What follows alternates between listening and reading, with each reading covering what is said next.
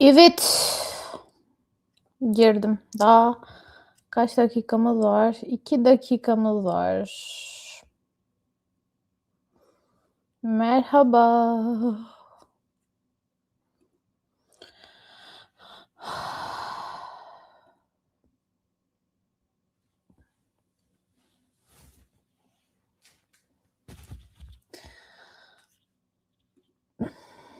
Hoş geldiniz efendim.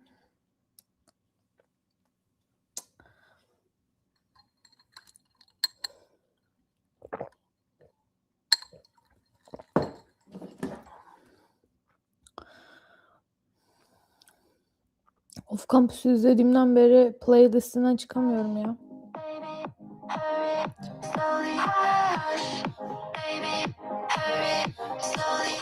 Hush, baby, hurry, slowly, ya. Hush, baby, hurry.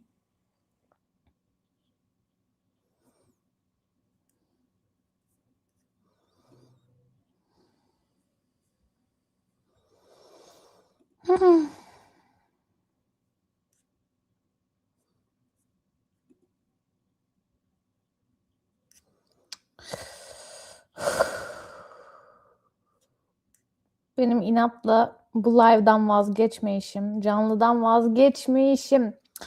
Hoş geldiniz. Gelen merhaba yazsın. Sonra da bize ne izliyor, ne izlemiyor bana bir söylesin ya. Bu aralar ne izliyorsunuz, ne okuyorsunuz?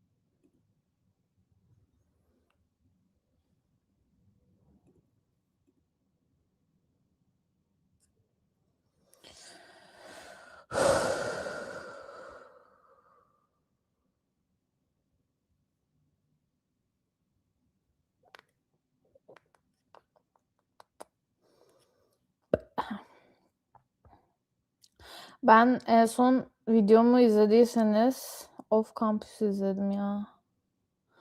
En son Off Campus izledim. Çarşamba gününden beri kafamın içerisinde Off Campus dönüyor sadece. Sadece only Off Campus. Başka hiçbir şey yok kafamda. Sadece Off Campus izliyorum ve onun soundtrack'lerini dinliyorum.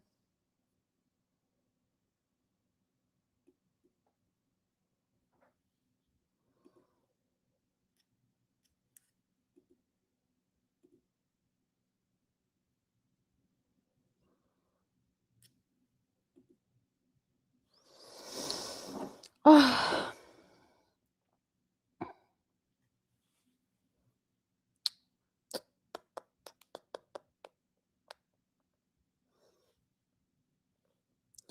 Gelince bir merhaba yazarsanız sevinirim. Beni yalnız bırakmayın. Rica ediyorum. Bir merhaba yazın.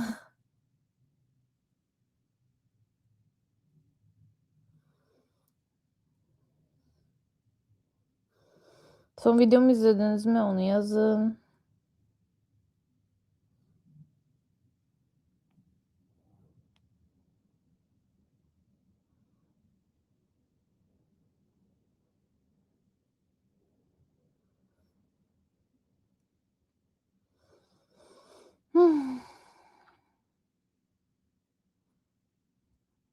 Şaşmaz karşıma Allah'ım çıkan görüntü. O kadar Off Campus'tan bahsediyorum ki. Bu çocuk çıktı karşıma gene. Aa!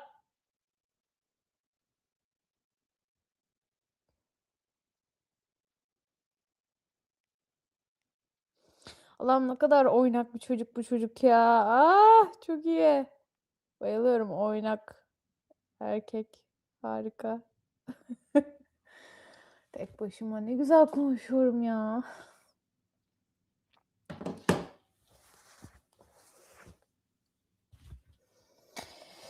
Ay. Tamam.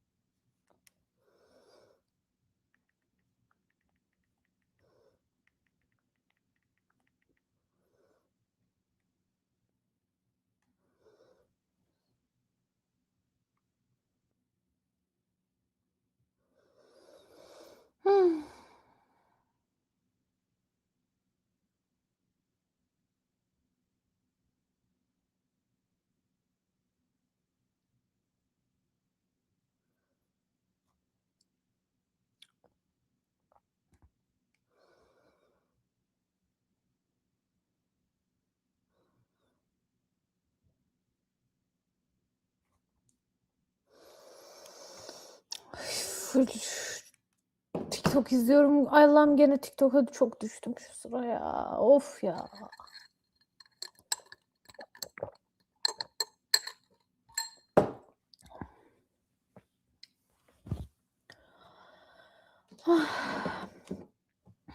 Gelen izlediği dizi, filmi söylesin şu sıralar.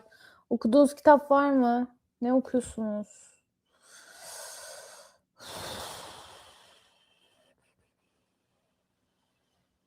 Keşke şarkı dinleyebiliyor olsak şu live'da. Açar şarkı dinlerdim. Ama telif hakkı var. Ya telif hakkı o kadar saçma bir şey ki. Gerçekten bazen anlayamıyorum.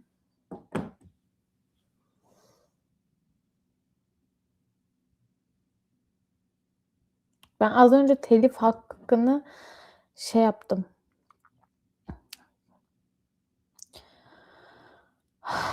Ne haber? Ne yapıyorsunuz? Hayat nasıl gidiyor ya? Gelenler 3 kişi şu anda var gözüküyor. Gelenlerden rica ediyorum yazar mısınız chat'e? Nasıl gidiyor hayat? Beni yalnız koymayın. Rica ediyorum. Ne izliyorsunuz? Şu sıra neye taktınız?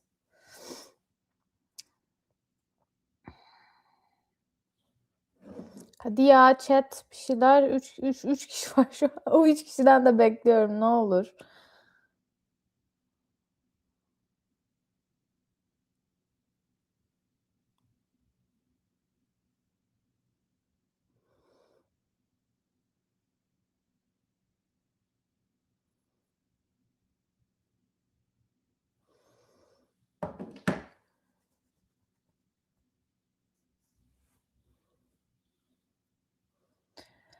Ne yapacağım? Bu live'da şimdi mesela kimse yazmayınca ne yapıyorsunuz arkadaş? Nasıl açıyorlar bunu? Mesela Twitch'te ilk açanlar nasıl açıyor? Twitch'te de açtım şu anda değil mi? Şu an Twitch'te de yayında mıyım acaba? Yayında olmam lazım. Peki ben şu an yayındaysam mesela ilk yayın zamanlarında herkes ne yapıyor acaba?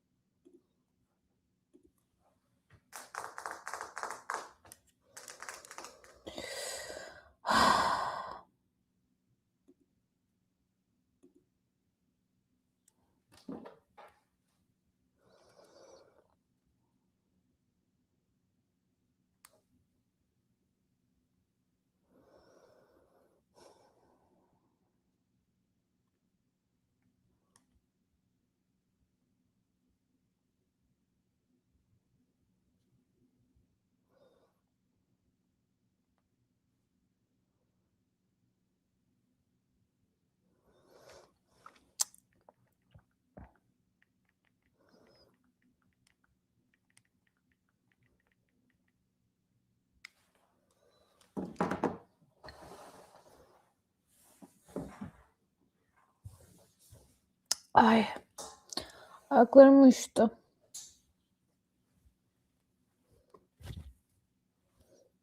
Dövmem nasıl? Bence çok güzel. Ne alaka? Abi tez yazamıyorum. Tezle ilgili problemler yaşıyorum.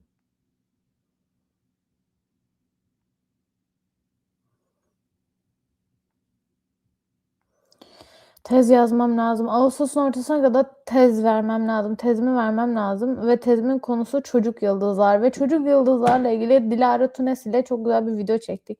Onu da haftaya yayınlayacağım. Dilara Tunes'i biliyor musunuz bilmiyorum. Kesin biliyorsunuzdur bence. Çünkü aşırı iyi magazin ve ne analiz ediyor. Magazini, kitapları vesaire. Bu pop kültür dediğimiz şeyi çok iyi analiz ediyor. Onun kanalına yani kesinlikle bence herkes abone olmalı. Çünkü çok fazla şey öğrendim onun videolarından da. Ama tabii ki de videoyla olmaz. O yüzden referansları okumam lazım, kaynakları falan. Bu çocuk yıldızlar falan neden oluşuyor şu anda? Neden çocuk yıldızlar? Mesela işte Hannah Montana 20. yılını kutladı falan ya. Ama neden mesela? Yani biz Miley Cyrus'ın neler yaşadığını biliyoruz ya.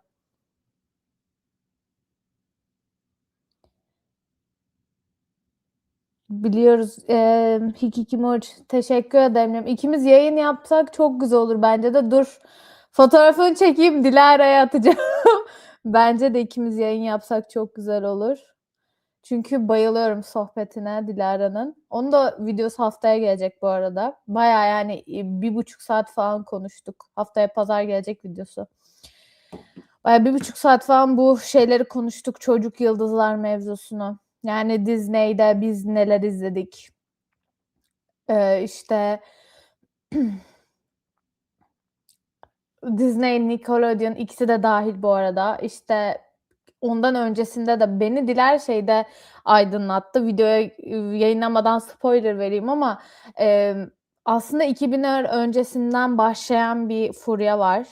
Bu çocuk yıldızlar ve aynı zamanda markalaştırma, insanları markalaştırma ile ilgili bana çok güzel referanslar verdi. Videonun içerisinde de var. Böyle kitap referansları da verdi. İşte olaylar, case'ler falan da verdi. Videoda onları da konuştuk. Çok enteresan. Yani kafam açıldı gene bayağı. Dilara Tunes'i daha fazla seviyorsanız ben kendisine söyleyeceğim. Onu, ya daha çok seviyorsanız ne ya? Tabii ki de seviyorsunuzdur diye düşünüyorum da ben bayılıyorum. Çok istiyorsanız yaparız. Bir sorarım Dilara'ya. Ama canlı yayında kendim sinirler. Biriyle yapınca canlı yayında çok kopuyorum. Berke ile yayınımızı izlediniz mi? Berke Bayır'la Avatar Son Hava Bükücü yayınını falan. Hoş geldin Feyyaz. Selamlar, hoş geldin. Neden bahsediyordum? Son canlı bu işte Dilara'yla yayın yapmak konusunda ben canlı yayınlarda fazla kaptırıyorum biriyle yapınca. Ama en iyisi de öyle oluyor benim için. Çünkü canlı yayınlarda full böyle karşı tarafla konuşmak falan beni çok iyi hissettiriyor. Normalde çok canlı yayın insanı değilim. Bence çok stresli bir şey ve ben anlamıyorum neden YouTube bunu yapmamızda bizi zorluyor. Ama yani sizinle konuşması güzel. Birileri gelip sohbete yayınında falan iyiyim Feyyaz sen nasılsın? Ee, işte böyle gelince yorumlar falan çok güzel oluyor ama diğer türlü sıkılıyorum. Yani hem sıkılıyorum hem çok fazla muhabbet dönmeyince gitmiyor. Birileriyle yayın yapınca hem çok stresleniyorum hem kendimi kaptırıyorum. İkisi de yani hem güzel hem pozitif hem negatif yanları var. Mesela Berke ile yaptığımız yayında Berke ile bir tane daha yayın yapacaktık. Onunla Harry Potter yaptık. Avatar Last Airbender'ın sızıntı hani biliyorsun Son Hava Bükücü filminin film versiyonu çıktı son versiyonu. Sızıntı olarak sızdırdılar. Biliyor musunuz? Bunu izlediniz mi? Ona göre konuşalım. Ben videomu izlediniz mi? Bu konuda bayağı bir konuştum. Avatar Son Hava Bükücü'nün filmi konusunda The Legend of Aang, Aang efsanesi. Bu Aang'in işte hava bükücüleri tekrar geri getirmeye çalışışını anlatan filmi sızdırdılar.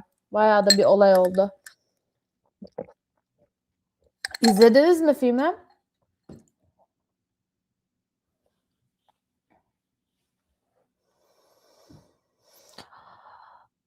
Evet, bu aralar kitapların filmi ve dizisi çok çıkıyor. Çünkü aslında ben bunu bir videomda söylemiştim Feyyaz. Bunun nedeninin ben tamamen şununla ilgili olduğunu düşünüyorum.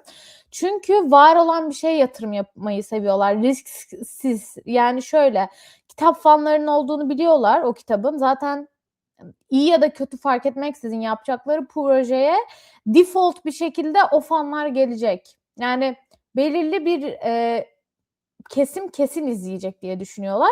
Bu yüzden de film ve dizi adaptasyonları bu kadar çok yapılıyor. Yani maddi açıdan, ekonomik açıdan çok risksiz bir kısım.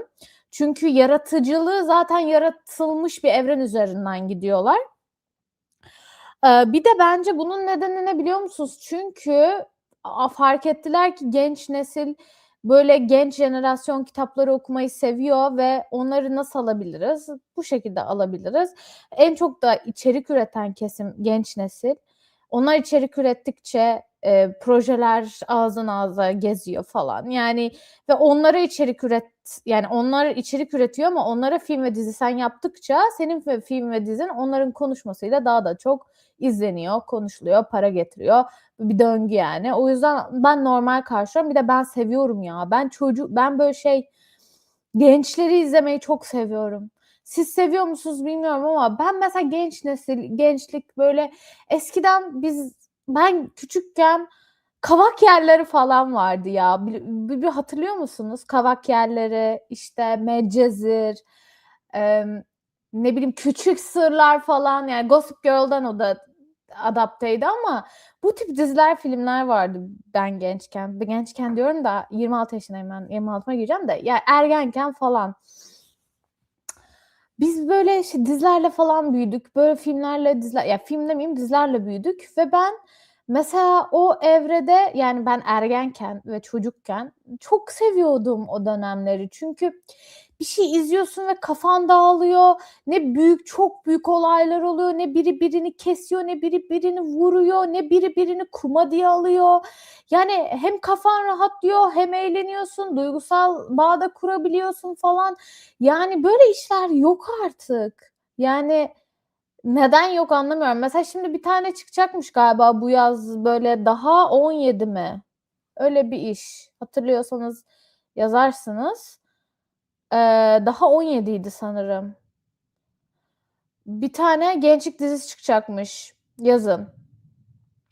Bayağı da genç çocuklar var. Mesela bak yani böyle şeyler izleyelim. Ben biraz gerçekten çok sıkıldım hep töre izlemekten ve, ya bu sıralar Türk dizileri mesela ben bir şey vereyim, kendime, yani böyle bir, ne derler ona, itirafta bulunacağım. Ben Taşacak Bu Deniz dizisini ilk 10 bölümünü izledim ve bayağı da beğenmiştim. Sonra aşırı karikatürleşti ve şu anda geldiği nokta zaten kalitesiz bir yere gitti de. Ama ya mesela sıkıldık. Çünkü Türk gençliğinde dizi yapmıyorlar. Amaç Arapları satmak, daha fazla para kazanmak. Şöyle aslında biliyor musun Hikikmorit'cim? Doğru, çok haklısın. Yani yurt dışına satmak için dizi yapıyorlar. Bu konuda çok haklısın ama şöyle bir şey de var ya. Büşra, evet Büşra hoş geldin. Büşra hoş geldin aşkım, seni çok özledim. Eee, Yani hiç yüzünü görmeden özleyebildiğim tek insansın. Çok tatlı bir insansın bu arada. Aynen esti bir deli rüzgar sardı beni. Bayağı ilk 10 bölümü izledim ama sonra sarmadı da. Böyle Eleni falan hoşuma gidiyordu. Neyse, bu para kazanma mevzusuna geçelim. Arapların para kazanması. Yani ben o yüzden de biliyor musun bu Araplara para kazandırmak için dediğimiz hani yurt dışına dizi satmak aslında sadece Araplara değil Amerika'dan sonra Türkiye 2. en fazla dizi ticareti yapan ülke. Bu yüzden sadece Araplara satıyor diye kısıtlayamayız. Dünyaya satıyorlar ama şöyle bir durum var. Şimdi geleneksel medyadaki dizileri bu geleneksel medyadaki dizileri onlara göre entegre etmelerini anlıyorum. Bir de Türk toplumuna göre de entegre ediyorlar. Ama mesela biz İlk bu streaming platformlar çıktığında falan çok heyecanlanmadık mı abi? Yaşasın ya, yeni bir şeyler izleyeceğiz, çok daha kaliteli şeyler izleyeceğiz, çok böyle şeyler falan izleyeceğiz diye heyecanlandık. Çıkan işlerden iyi ve akılda kalıcı kaç tane var yani? Ben gerçekten, bu yeni çıkan işlerde, yeni değil, bu platforma çıkan işlerde hangileri iyi, hangileri kötü diye bakarsak akılda kalıcılık açısından benim tek sevdiğim iş Fatma'ydı ve hepsini izledim bu arada. Yani platformlarda çıkan Türk dizilerinin hepsini izlemişimdir. Şahsiyet'i ayrı tutuyorum. Şahsiyet bence Türk televizyon tarihinin gerçekten en güzel işi 1. sezonu. Ama bunun dışında Fatma. Ben başka gerçekten streaming platformlarında bile doğru düzgün dizi film görmedim. Ve bu arada artık şöyle bir şey de var. Benim bu arada en yakın arkadaşım Hikikomori'cim Faslı. Üniversitede en yakın arkadaşım Samya Faslı ve Araplar zannettiğimiz kadar sadece aslında şey izlemiyorlar, bu töre işleri, vurdu kırdı işleri falan. O kadar da zannettiğimiz kadar bunları izlemiyorlar, biliyor musunuz? Bu biraz galiba bizim algımızla ilgili bir şey. Bu biraz bu sektörün kalıpçılığıyla ilgili bir mevzu. Mesela gibi ne? Bir dakika.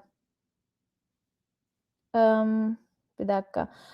Mesela Prens gibi işler kendilerini kabul ettirmek için çok uzun zaman beklemişler. Çünkü yapımcılar hep garanti şeyler istiyor ama dünya mizah değişiyor.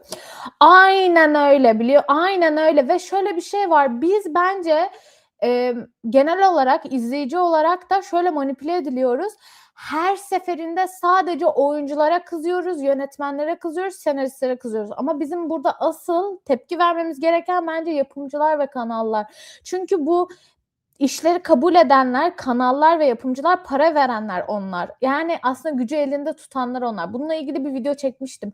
Dünyada bu şimdi mesela ben yüksek lisansta da bunun üzerine görüyorum. Pazarlama, yaratıcı endüstrilerde pazarlama üzerine gördüm bu sene ve en çok fark ettiğim şey şu: Bizim en başından itibaren bu kadar konuşmamızın bazı projelerin sebebi aslında çok başarılı olmalarından çok başarılı olmayı zaten hedef haline getirmiş ve onu her şekilde başarılı hale getirecek pazarlama ekiplerine sahip olmaları. Türkiye'de böyle bir şey yok abi. Bir dakika, diğer şeylerinize de geleceğim hemen.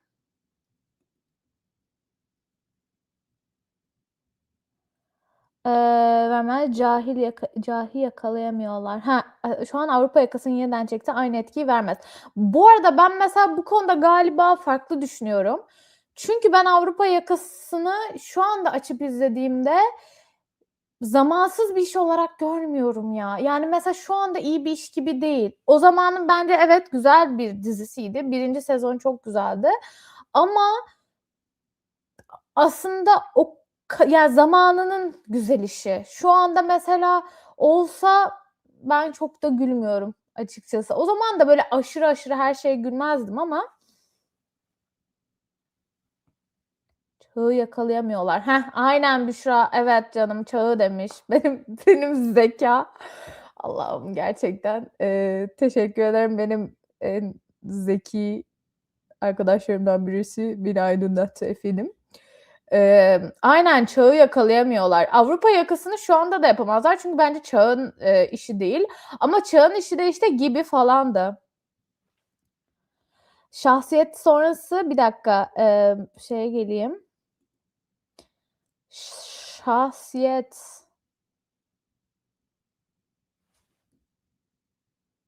Bir dakika onu, göstereceğim. Ne? Şahsiyet takıldı galiba.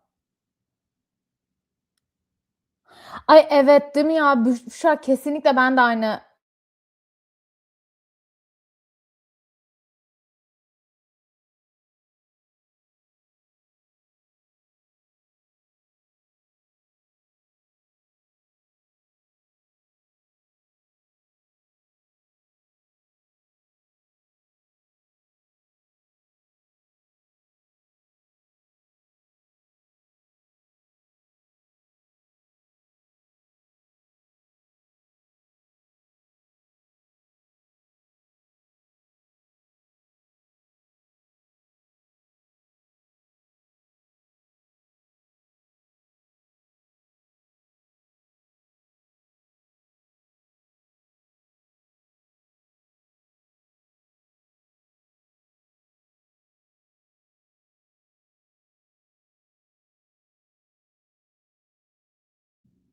Hıh. Şu an sesim geliyor mu? Çünkü ben salak gibi mute'a tıklamışım. Sesim şu anda geliyor mu? Ben nelerden bahsediyordum da acaba gitti? Şu an sesim geliyor olması lazım. Geliyor mu arkadaşlar? Söyler misiniz? Yes, teşekkür ederim canım. Emm, ya, şimdi şöyle, harika, şimdi şunu söyleyeceğim. Ne diyordum? Ne diyordum ben ya? Konuştum o kadar. Evet, Avrupa Yakası'nı mesela hâlâ çok gülerim demişsin mesela Büşra. Gülenleri anlıyorum ama mesela şu anda artık duyarlılık seviyemiz çok daha üst seviyede. Bir de galiba Gülse Birsel'in oluşturduğu bu, antipati, bu Twitter'ın da yani Twitter kullanınca ister istemez herkese karşı bir antipati böyle beslemeye başlıyorsun. Gülse Birsel de bunlardan biri galiba ve böyle bilmiyorum artık onun kafasının içini bir tık çözümlemişim ve hani bu kadar, kendini beğenmişliğin verdiği ya tabii bir yere geldiği için kendisini bu kadar beğenmesi normal aslında bir noktada da bu bir circle ama bilmiyorum, artık çok önyargılı yaklaşıyorum ve artık yaptığı işler de bana komik gelmemeye başladı. Mesela bence en iyi dizi neydi biliyor musunuz Türk televizyon tarihlerinde? Gerçekten bence geleneksel medyadan bahsediyorum, şahsiyet falan değil, platform işlerinden bahsetmiyorum. Bence çok net Suskunlar. Ben Suskunlar'ı çok severdim. İnanılmaz şok edici bir diziydi. Yani insanın böyle yüreğini böyle bıçakla deliyormuşsun gibi hissettiriyordu. Yani bu nasıl anlatılır bilmiyorum. Suskunlar'ı izlediniz mi?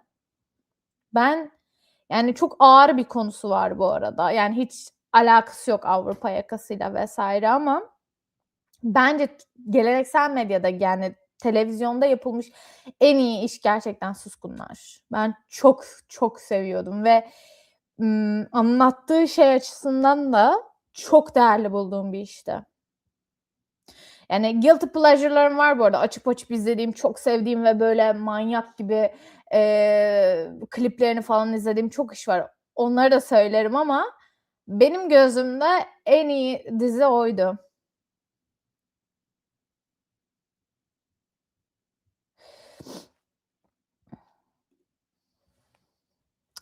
Suskunlar 2. sezonda bir derdi olmasa ya, Suskunlar normalde Sleepers uyarlaması ve Sleepers çok 1998 yapımı falan bir film ve benim bu kanalda ilk attığım sahne Sleepers'dan bir sahnedir bu arada. Yani kendim daha video çekmeden önceki sahne. Ve o o dizinin Suskunlar'ın Sleepers'tan uyarlanıyor olması ama aynı zamanda Türkiye ile çok iyi entegre etmiş olmaları. Bazı eksiklikler var mıydı? Vardı ama gardiyanları bile suçlayabiliyorlardı ki bu benim yani bence çok riskli, çok cesur bir iş olduğunun göstergesiydi. Yani şu devirde Suskunlar'ın adını bile geçiremezsin, anlatabiliyor muyum? Yani böyle ki o da zaten iptal edildi sonra Suskunlar 2. sezondan sonra iptal edildi vs. izlenmedi denildi, kapatıldı üstü falan ama aslında çok da anlatılması istenmeyen bir hikâye olduğu için de bu kadar hızlı bir şekilde geçildi. Çünkü görüyoruz yani ne reytinglerle ne işler devam edebiliyor. Mesela Suskunlar'ın şu anda proje yani masa başı proje olarak göndersen yapımcılara, kanallara o masada kalkar. Kabul edilmez yani. O yüzden çok cesur bir iş ki, dünyada da çok yapıldığı söylenemez. The Crown'un yeni kraliçeyi anlatacak yeni dizisi çıkacakmış. Ne zaman gelir? Ya, evet. Bunu duydum. The Crown'un yeni evet. Ama ne zaman çıkacağı belli değil. Çünkü, The Crown gibi işler çok yani acayip bütçeli işler. Ne zaman gelirden çok ne zaman prodüksiyona başlarlar? Benim bildiğim prodüksiyona bile başlamadılar. Daha prodüksiyon aşamasına bile geçmediler benim bildiğim. Biliyorsanız aydınlatın chat'tekiler. Benim bildiğim daha prodüksiyona bile başlamadılar.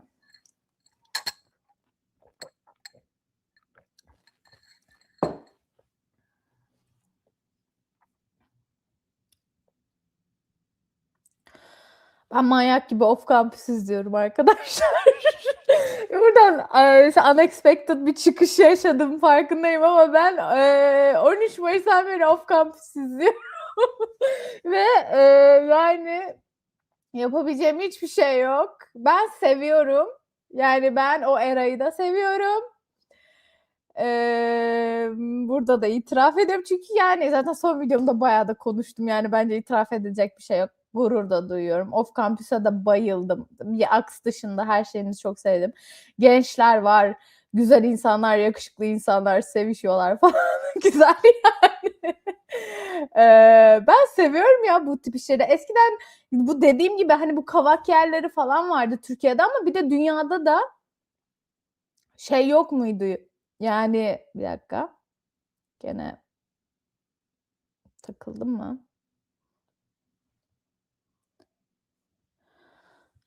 One Tree Hill'lar falan vardı eskiden. Mesela şimdi ben One Tree Hill'a tekrar başlayacağım. Çünkü Off Campus o eramı tekrar açtı. Böyle One Tree Hill, işte ne bileyim vampir günlükleri, Allah ne verdiyse tekrar izleyeceğim. Bir de şöyle bir şey vardı. Harry Potter 2. sezon onayını alıp yakında da oyuncu arayışına geçecekmiş. Evet, Harry Potter 2. sezon onayını aldı. Sırlar Odası. Harry Potter arkadaşlar zaten Harry Potter bütün sezonların onayını aldı. Şu anda tamamen hype'ı stabil tutabilmek. Yani aslında stabil tutabilmekten kastım ne biliyor musunuz? Sürekli hype içerisinde seyirciyi bırakabilmek için şimdi 2. sezon onayını aldı. Sonra 3. sezon onayını böyle anlatacaklar. Ama zaten bu dizi 10 sezonluk dizi. Bu kesin yani. Ben iş yaparken Türk dizisi dinlemeye çok alışkınım ve böyle sadece pozitif basan basit dertli olan Türk dizisini arayıp bulamadım. Her şeyde bir ciddiyet, bir dram.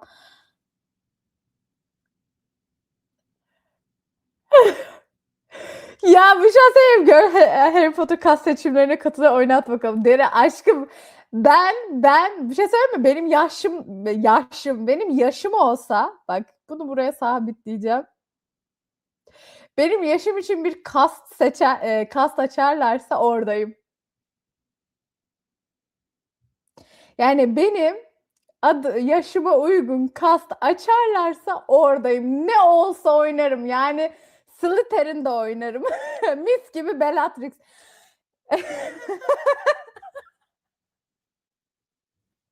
Ben Bellatrix abi bir şey söyleyeyim oynarım. Ama Bellatrix de bana fazla yaşlı kaçmadı mı ya? Ben 26 yaşına gireceğim. Bellatrix kaç yaşındaydı abi? Olurum. Umurumda değil. Keşke 11 yaşında olsaydım var ya net kas şeylerine girmiştim. Burada çekiliyor. Bu şey direkt bizim merkezde bir yer var. Leicester Square diye bir yer var. İlk fragmanın ilk sahneleri orada çekildi. Ve ben her gittiğimde böyle şey oluyorum. Allah'ım niye denk gelmiyorum? Niye yani? Benim şansıma tüküreyim gerçekten. Her seferinde orada çekiliyor. Ve ben her gittiğimde olmuyorlar. Of. Bir dakika. Girls vardı benim izlediğim. Girls mı? Hikikicim? O ne bilmiyorum. Girls. Ben onu izlemedim. Güzel mi? Off Campus bir dakika Off Campus'la ilgili soru gelmiş. Hemen cevabı. Off Campus dizisi çok ergen dizisi gibi değil mi? Ya şöyle arkadaşım. Ergen demeyelim de. Yani One Tree Hill falan seviyorsan böyle 2000'ler gençlik işleri var ya. Hep One Tree Hill'den bahsediyorum çünkü One Tree Hill'a tekrar başlayacağım. O yüzden. Bunları seviyorsan gençlik işleri 2000'ler hep böyle gençlerin skandalları, dramaları birbirleriyle işte üniversite gençliği falan bunları seviyorsan Off Campus'ta seversin. Gossip Girl de o eski CNBC dizilerimde ne güzel yıllarda. Bir şey söyleyeceğim ben Gossip Girl, Chuck ve Blair arkadaşlar. Bir dakika bunu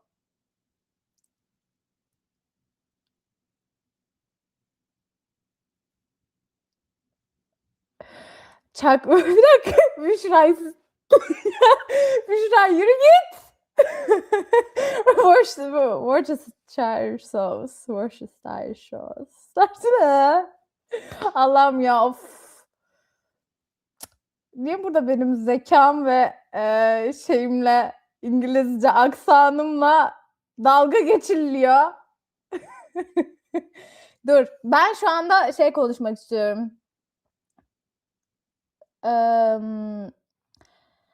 Gossip Girl konuşmak ben işte bak o Gossip Girl'ın şeyi çıkmıştı hatırlıyor musunuz? The O.C. işte Medcezir ile uyarlandı. O Gossip Girl'de Küçük Sırlar diye bir dizi vardı. Biz küçükken hatırlıyor musunuz? Ya seni yerim Büşra sus. Şey hatırlıyor musunuz Küçük Sırları? Böyle şey falan vardı. Burak Özçivit vardı. Merve Bolur, ben Merve Bolur'a aşıktım. Yani Merve Bolur the kadın. Yani bu kadar ben Küçük Sırları da seviyordum, izliyordum. Çünkü Gossip Girl'a bayılıyordum. Gossip Girl'deki Chuck ve Blair'ı çok sevdiğimden Küçük Sırlar'daki Ayşegül'le Çetin'i de çok seviyordum. Bir dakika, Küçük Sırlar 1-2 önce falan baştan izleyip bitirdim. Büşra ben de mi başlasam? Çünkü ben buradayım biliyor musun? Ben buradayım. Şu anda bu hype'a geldim. Çok şakasız bu hype'dayım şu anda. Yani tekrar hatırlatıldı bana. Zaten Off Campus izlediğimden beri gençlik işlerine tekrar sardım. Pretty Little Liars. Bir dakika. Evet doğru bir dakika. Her şey hızlı geçti kafam. Ayşegül'ün Kırmızı Ruju, Brianna'cığım. Evet hayatım. Yani tam bir ikonik. Üf bayılırdım. Ve kıyafetlerini alıp giymek isterdim. Bu kıyafetlerin hiçbiri bana olmazdı. Ve çok çirkin giyinirdim. Disney Channel dönemleri. Of o kadar çirkin giyinirdim ki. O kadar berbat giyinirdim ki. O fotoğraflarımın hepsini yaktım.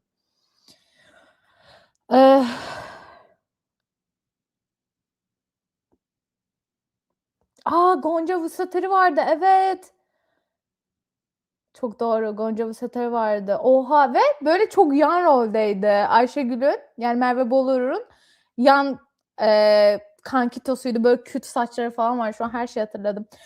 Hikikicim Pretty Little Liars onu da izledim. Ben hepsini izledim arkadaşlar. Ben küçük benim dönemimde böyle ben 4. sınıfta falandım. Galiba 2010 falan 2009 2010 bu bütün böyle diziler yabancı diziler Türkiye'ye açılmaya başladı falan ya ben hepsini izlemeye başladım. İlk izlediğim Teen Wolf'tu mesela. Sonra Pretty Little Liars'ı çok izlemeye başladım. Disney Channel gelince zaten Disney Channel manyak gibi izliyordum falan yani. Teen Wolf'u tekrar izleyeyim dedim. Teen Wolf'un bu şeylerini görünce kurt adam efektlerini falan şimdilerde çok kötü oluyor.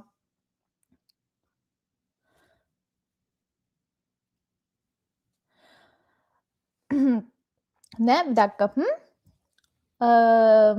Evet, Hikikicim doğru, haklısın. Bir şey söyleyeyim mi? Bu çok doğru bir yorum. Ben Nostalji Pazarlaması diye bir video çekmiştim arkadaşlar. YouTube kanalda var. Yönlendirme. Bak YouTube'cunuz neler söylüyor. Bir tane video çekmiştim Nostalji Pazarlaması diye. En büyük tüketicisi benim. Çünkü ben çocukluğumdaki o güven hissine aşırı tutunan bir insanım. Ben terapide de 3 sene boyunca bunu konuştum. Yani gerçekten 3-4 senedir terapi alan bir insanım. Ve böyle o çocukluk zamanlarındaki güven duygusuna aşırı bağımlı da olabilirim bilmiyorum. Ama o dizileri ve filmleri de o yüzden çok seviyorum ya. Yani bana kendimi çok evimde gibi hissettiriyor. One Tree Hill'e Brian'acığım başla. Ben de başlayacağım. Birlikte başlayalım aşkım. Bu akşam başlamayı düşünüyorum tekrardan. Çünkü ben izlemiştim. One Tree Hill'ı tekrar izleyeceğim. Bir de Netflix'e gelmiş bütün sezonları. Önce de Amazon Prime'daydı. Şimdi Netflix'e gelmiş. İzleyeceğim ben One Tree Hill'ı tekrardan. Orada da tropu var. Yakışıklı basketbolcumuz ve işte ne derler ona? Okulun zeki kızı falan. Şu an dedim mi Team of yani karşısına çıkan herkese falan dörf.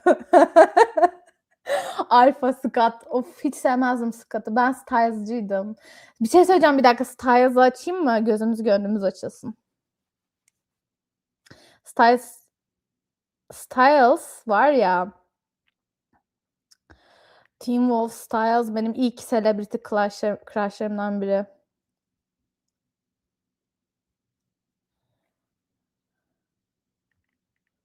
Bir dakika. Biraz açayım, gözümüz gönlümüz açılsın. Şuna bakar mısın? Ya aşkım benim. Hiç burada şeyden açamayacağım. Tekrardan buradan açtım, gösteriyorum. Allah aşkına. Ya benim ya minnoşum ya. Brianne'ın ikini Outlander'dan mı geliyor? He. Benim kankitoların birbirleriyle kaynaşması. Norveç yapımı Skim'i de öneririm. O da güzel bir gençlik dizisi. Hikikicim doğru. Bak ben Skim'in hepsini öneririm. Çünkü hepsi yani Fransız yapımı da var, İtalyan yapımı. İtalyandı galiba. Bir tane İtalyan yapımı var. Benim en sevdiğim o. İtalyandı sanırım. Cıvıl cıvıl severim. Orada kıvırcık çocuk vardı. İtalyan mıydı ya? Kıvırcık çocuğun oldu. Gene Bad Boy'u oynayan bir tane çocuk var, bizim Bad Boy aşk. Ay. Benim bu kadar feminist olmaya çalışıyorum diye videom var kanalda. Ama benim Bad Boy'la düşüş. Yapacak bir şey yok. No way. Tekrar takıldım mı? Bu benim internetim o kadar kötü ki. O kadar kötü bir internette size yayın yapmaya çalışıyorum ki. Bir tane daha dizi geldi. Bak bayılıyorum böyle bana şeylerle My Fat Diaries gençlik deyince bana hatırladı ekstra. My Fat Diaries bence sadece gençlik işi değil, aynı zamanda aşırı rule breaker bir iş ya. Yani My Fat Diaries böyle başrolünde hem belirli kalıplarda olmayan bir kızın olduğu, hani belirli vücut yapısında olmayan bir kızın, genç kızın olması falan çok etkileyici bir iş bence aynı zamanda. Yani farklı bir iş. Amit benim master yüksek lisans arkadaşım gelmiş ve hiç Türkçe bilmiyor büyük ihtimalle ve burada.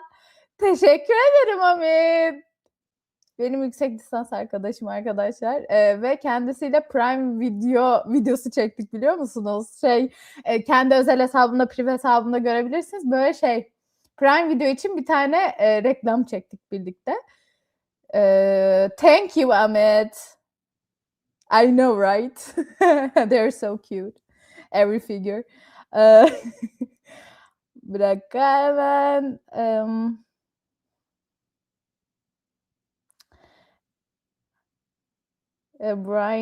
Brianna'cığım.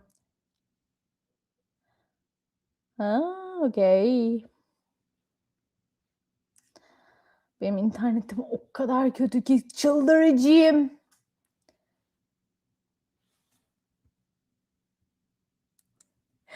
No way, no way. Bir dakika benim şu anda arkadaşlar bir dakika. Hemen onu da vereceğim. Çünkü benim minnoş başka tez sınıf arkadaşlarım geldi. Ya hepsi çok tatlı. Ya müthiş insanlar yok mu bu dünyada? Türkçe bilmeyen adama Türkçe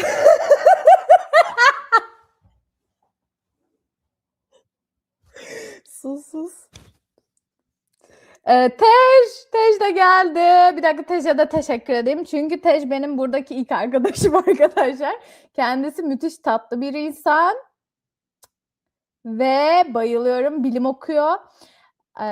Dur bir dakika. Onu da vereceğim. İnternetim çözülebilirse bir şekilde ben bu... Tej, I love you. Thank you. I'm so proud of you, girl. This is a scientist girl.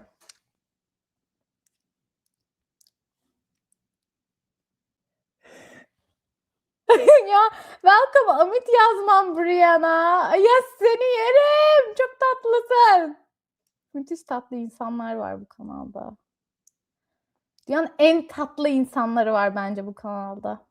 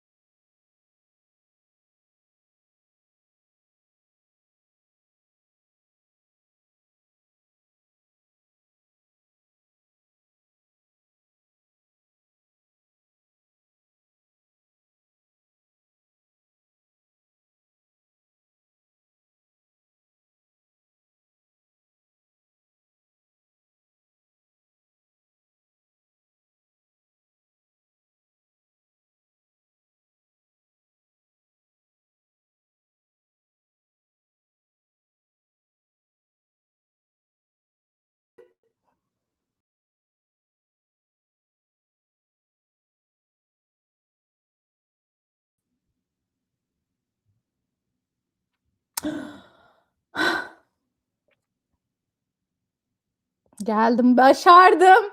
Ya şöyle bir alkış alabilir miyim? Yani evinizin YouTuber'ına bir alkış alabilirsem çok sevinirim. Çünkü, az önce ya buranın internetine sıçayım çok kötü. İngiltere'deki Vodafone kadar berbat bir, şey olamaz. Hayvan gibi para alıyorlar bir de üstüne üstlük iğrenç bir Wi-Fi servisleri var ya.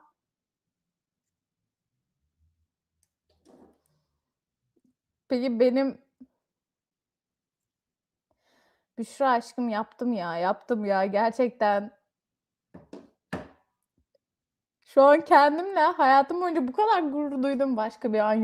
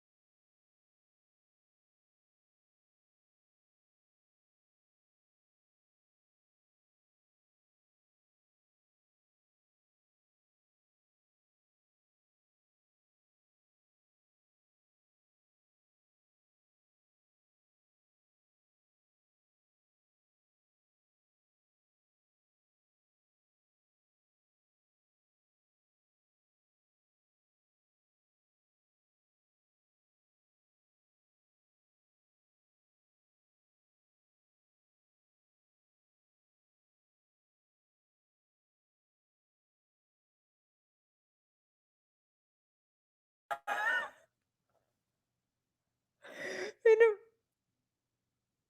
bir şey söyleyeceğim.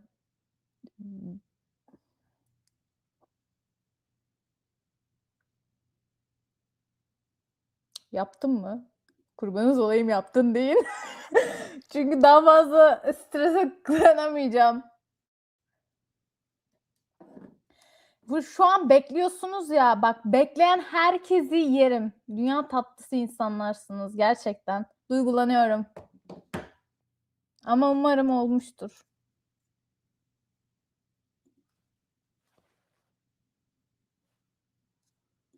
Oldu galiba. Büşra da şokta. Ben de dahil. Büşra da şokta.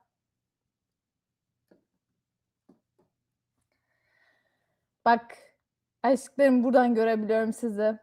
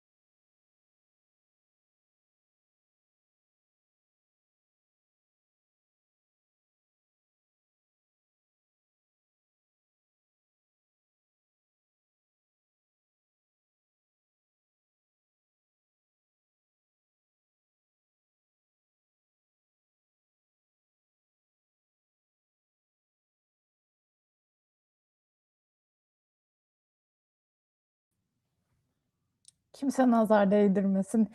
Yapamamışım gibi yapalım mı? Sanki hiç giremedim mi? Ya da çok normal olmuş, her şey normal geçmiş, hiç 2 defa, 3 defa falan gitmemişim gibi yapalım, olur mu? Ya da beni yani burada lütfen gömer misiniz? Nazar değmesin bir daha. Bence yaptım, değil mi? Allah aşkına.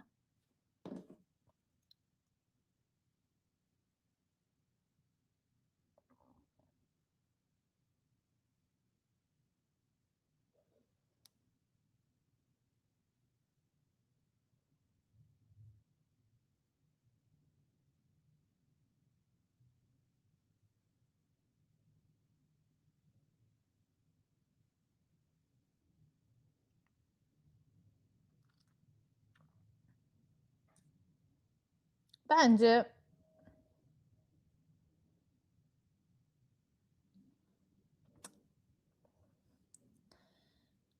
şu anda da şey kötü, çünkü şeye bağlandım, hücresele bağlandım.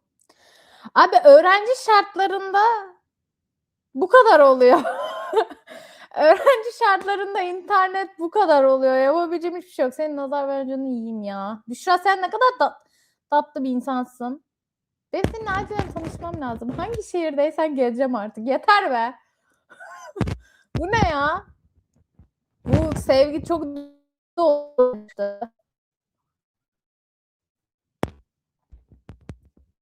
Tekrar Wi-Fi'ye bağlanacağım çünkü iğrenç.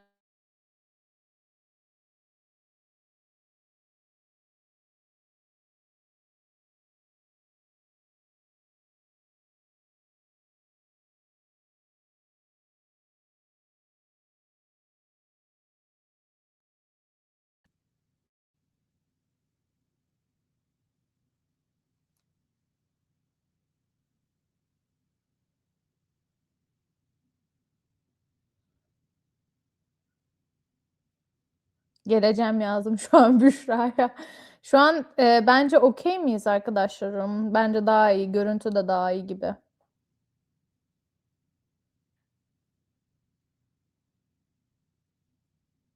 Evet, görüntü de daha iyi. Bayağı azaldık ama hiç umurumda değil çünkü tekrardan başladık. Brianna'cığım, çok tatlı bir insansın. Yani çok teşekkür ederim var ya, beklediğiniz için. Bekleyen herkese çok teşekkür ederim. Müthiş tatlı insanlarsınız. Sorun nerede biliyor musunuz? Bence benim kanalım buna alışık değil. Yani o kadar az live açıyorum ki, canlı açıyorum ya, hiç açmadım yani, o kadar az ki. 2 defa falan açtım en fazla. Onda da hani çok kalmadım. Bu kadar uzun falan da yapmadım. Kanal da hazırlıklı değil buna. Bir anda internet falan şaşırdı büyük ihtimal.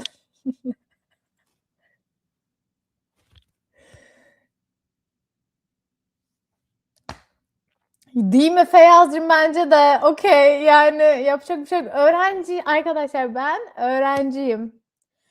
26 yaşında da olsam öğrenciyim. Halen daha yüksek lisans öğrencisiyim ben. Ben öğrencim imkanlarıyla yapmaya çalışıyorum bunları. Burada bok gibi çok kötü bir internet var. Vodafone çok kötü arkadaşlar. Londra'da en çok yapılan, önerilen şey Vodafone normalde. Burada gömeceğim. Çok kötüler abi. Çok kötüler. Hiçbir yerde çekmiyorlar. Hangi bölüm? Ne hangi bölüm Brianna'cığım? Ben ne dedim? Hani neye sordun? Hangi bölüm? Ne hangi bölüm?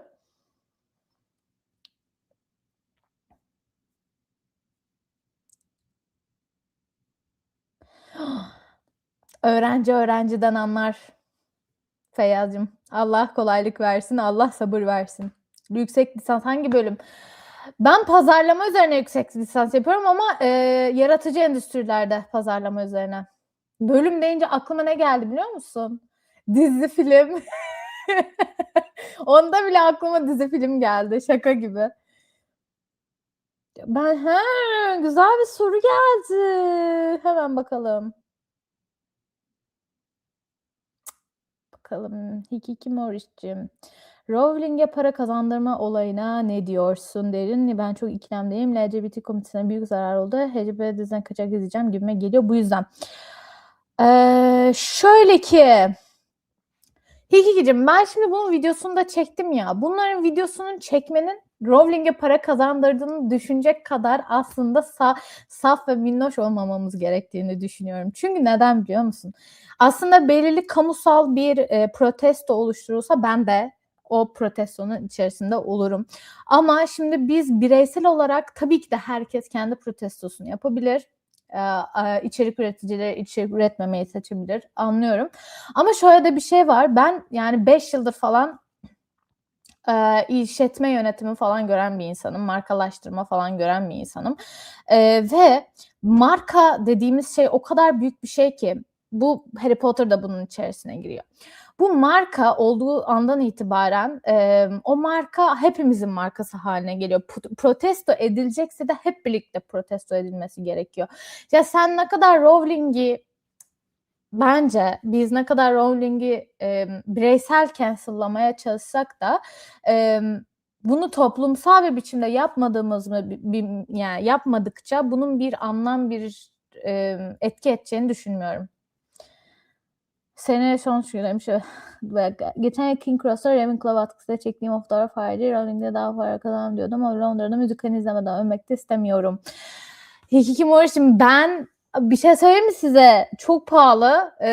O yüzden her hafta bir şeye gidemiyorum. En büyük hayalimdi. Sonra Londra gerçekleriyle karşılaştım ve Londra aşırı pahalı bir şehir. Gerçekten çok pahalı. Her şey çok pahalı. Halen daha Harry Potter şeyine gidemedim. Müzikaline gidemedim ve stüdyosuna gidemedim. Stüdyosuna sadece gittim ama şöyle iş görüşmesine gittim. İş görüşmesine gittiğim için stüdyonun sadece belli bir kısmını gördüm. Yani stüdyonun kendisini gezmedim. İş bölümündeydim.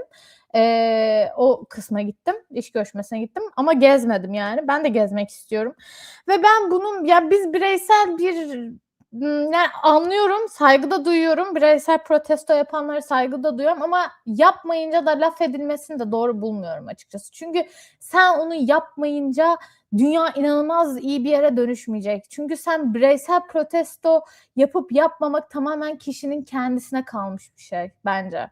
Yani eğer tabii ki toplumsal bir cancellanmaya dönüp onu yapmazsan problem bence. Benim görüşüm.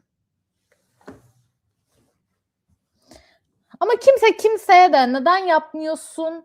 Şu anda bireysel durumda olduğu için bahsediyorum bu arada. Tekellikten çıkıp yani çoğul bir harekete dönüşürse ben de asla yapmam bu arada. Ama toplumsal bir şeye dönüşeceğini zannetmiyorum. Marka, dünya, toplum, kapitalizm üzerine kurulu arkadaşlar. Bence bunu kabul etmemiz gerekiyor. Çünkü ben bir noktada güvenimi kaybettim dünyaya karşı. Manipüle edilerek yaşadığımızı düşünüyorum hayatı. Çünkü yani bilmiyorum işte son 2-3 sene çok pazarlama görmenin verdiği bir beyin yıkaması da olabilir. Dünyaya gerçekten her şeyin beni manipüle etmek için var olduğunu düşünerek gidiyorum ve bu noktada hiçbir şeye inanmamayı da geçtim. Artık kafa saldım, anlatabiliyor muyum? Yani yapacak bir şey yok. Para bulunduğundan beri para aşırı önemli bir şey. Markalar çok önemli. Harry Potter çok ünlü bir marka, çok büyük bir marka. Yapacak bir şey yok.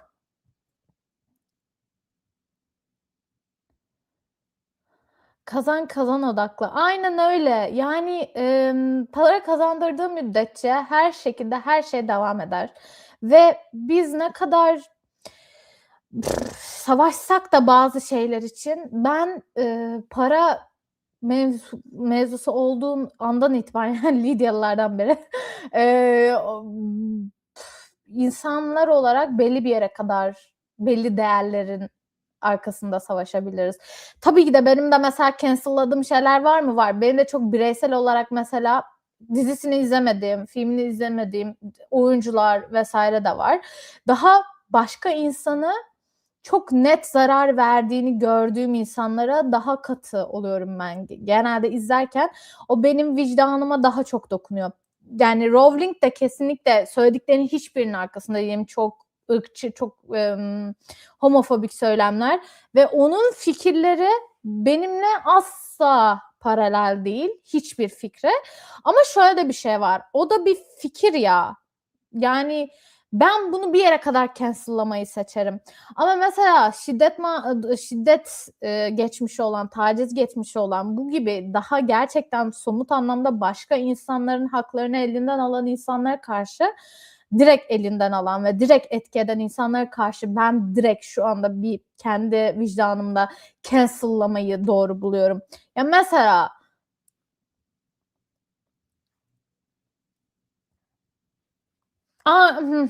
ya Hikikomori'cim o kadar sana saygı duyuyorum ki bu arada ben gerçekten çok saygı duyuyorum. Şu boykot mevzusu çok çok saygı duyuyorum. Halen daha çok dikkat edenlere çok saygı duyuyorum. Ben Türkiye'de olmadığım için zaten otomatikman bazı markalarla direkt iletişimim yok zaten. Ama ben de dikkat etmeye çalışıyorum. Ama bu gibi aslında daha ulaşılması zor hedefleri hedeflemek bana gerçekçi gelmiyor. Şu anda daha net ne durumdayız, ne oluyor, neyi protesto etmeliyiz? Ya ben o taraftan bakıyorum. Mesela şiddet mağduru insanlar, bir dizi filme geçelim. Çünkü benim konum dizi ve filmler daha çok toplumu etkilediği konusunda ben de belli bir ödev konum mesela oydu. Mesela ben bazı insanların dizisini, filmini izlemem. Atıyorum. Çünkü bir şiddet geçmişi varsa, bir taciz geçmişi varsa, bu gibi insanlar başka insanların hayatlarına etki ettiği için, başka insanların bir şeylerini çaldıkları için o insanlara direkt boykot yapabiliyorum. Kendi kafamda daha bu mantıklı geliyor bana. Meselaları çok var. Mesela direkt söylesem sorun olur mu acaba? Söyleyeyim mi? Direkt mesela kimlerinkini izlemiyoruz bunu konuşalım mı? Ne dersiniz? Mesela izlemediğiniz, cancel'ladığınız oyuncular, yönetmenler, yapımcılar var mı? Yapımcı çok yoktur. Yapımcılar hiçbir şekilde bir şeye batmıyor maalesef ki bence en çok yapımcılara batması gerekiyor. Türkiye'de yapımcılık dediğimiz şey asla endüstriyelleşmemiş, çok kötü ilerleyen bir şey. Yani doğru düzgün bir endüstri yok orada. Var mı cancel'ladığınız yoksa söylemeyelim mi? Söylemek istemiyor musunuz? Benim cancel'ladıklarım var yani mesela yani filmini dizisini izlemeyeceğim. O mesela evet sektörden cancel'lanmalılar. Yapımcılar bu insanlara iş teklif etmemeliler. Çünkü ben şunu düşünüyorum bu arada. Ah! Hikikomori sen benim arkadaşım mısın Hikiko? Çünkü aynı şeyi düşündüm. Aynı aklıma gelen kişi Ozan Güven. Ve bu gibi oyuncular. Ozan Güven olur, Ahmet Kural'dı galiba. O da olur. Bu gibi insanların kesinlikle çünkü bir de ben şunu düşünüyorum. Genelde insanlar şey diyor. Cezasını çekmiş işte 1 yıl hapis. Bu ceza mı bu bir? 2. Arkadaşlar bence televizyon ve sinema bu gibi sektörler hem çok para kazandırdığı gibi aynı zamanda yükümlülükleri daha fazla olması gereken sektörler gibi geliyor bana. Mesela oyuncular. Siz ekrana çıkıyorsunuz ya. Şimdi şiddet faili bir insan yani ben evet tamamen cancel'lanması gerektiğini düşünüyorum. Evet bütün hayatı mahvolsun diye düşünüyorum. Çünkü bu konuda çok netim. Çünkü sen şiddet faili bir erkeği televizyona çıkardığında onunla ilgili haberdar olan toplumu böyle bir bakışı, algısı ortaya çıkmaya başlıyor. Bu bir kadını bu hale getirdi ve şu an televizyonda herkesin izlediği bir yerde hepimize bir gösteri sergileyebiliyor. Televizyonlarda olabiliyor, izleyebiliyoruz. Para kazanıyor, çok paralar kazanabiliyor. Demek ki bunun çok da büyük bir götürüsü yok. Yani bir bankacının bunu yapmasındansa bir oyuncu bunu yapınca evet daha fazla belki de tepki görmesi gerekiyor olabilir. Çünkü o belli kitleleri etkileme özelliği var. Abi çok para kazanmayı biliyorsunuz. her gün, her hafta 1 milyon, 10 milyon paralar çıktı. Oyuncuların kazandığı paralar ortaya çıktı ki bu arada ben oyunculara, onda da gene ben oyuncuların çok alt katman olduğunu düşünüyorum. Bu paraları verenler, bu eşitsizliği sağlayanlar yapımcılar. Bu sektördeki bu başrollere bu kadar para verelim, yan roldeki insanlara para vermeyelim diyenler de yapımcılar aslında. Şimdi bu paraları kazanıyorsunuz. Bok gibi para kazanmayı biliyorsunuz. Hata yaptığınızda da, hele de şiddet bir kadına, bir insana gösterdiğinizde de bedeli de o kadar ağır olsun abi.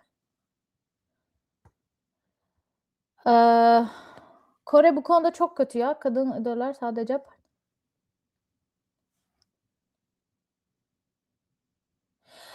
Büşra, bir şey söyleyeyim mi? Bir de şu konuda da aynı düşünüyorum. Çünkü bir de biz mesela Kore dizilerini çok adapte ediyoruz ya. Çünkü Kore'nin bizimle kültürü çok benzer. Gerçekten kadın erkek mevzularındaki eşitsizliğe bakış açıları, işte sektörde tavanlar, yanlış söyledim.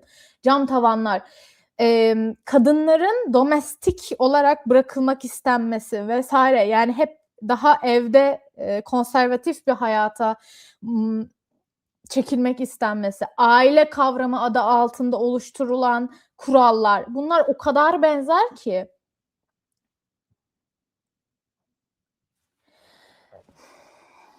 Aynen, meşrulaşma da tabii, aynen öyle. Yani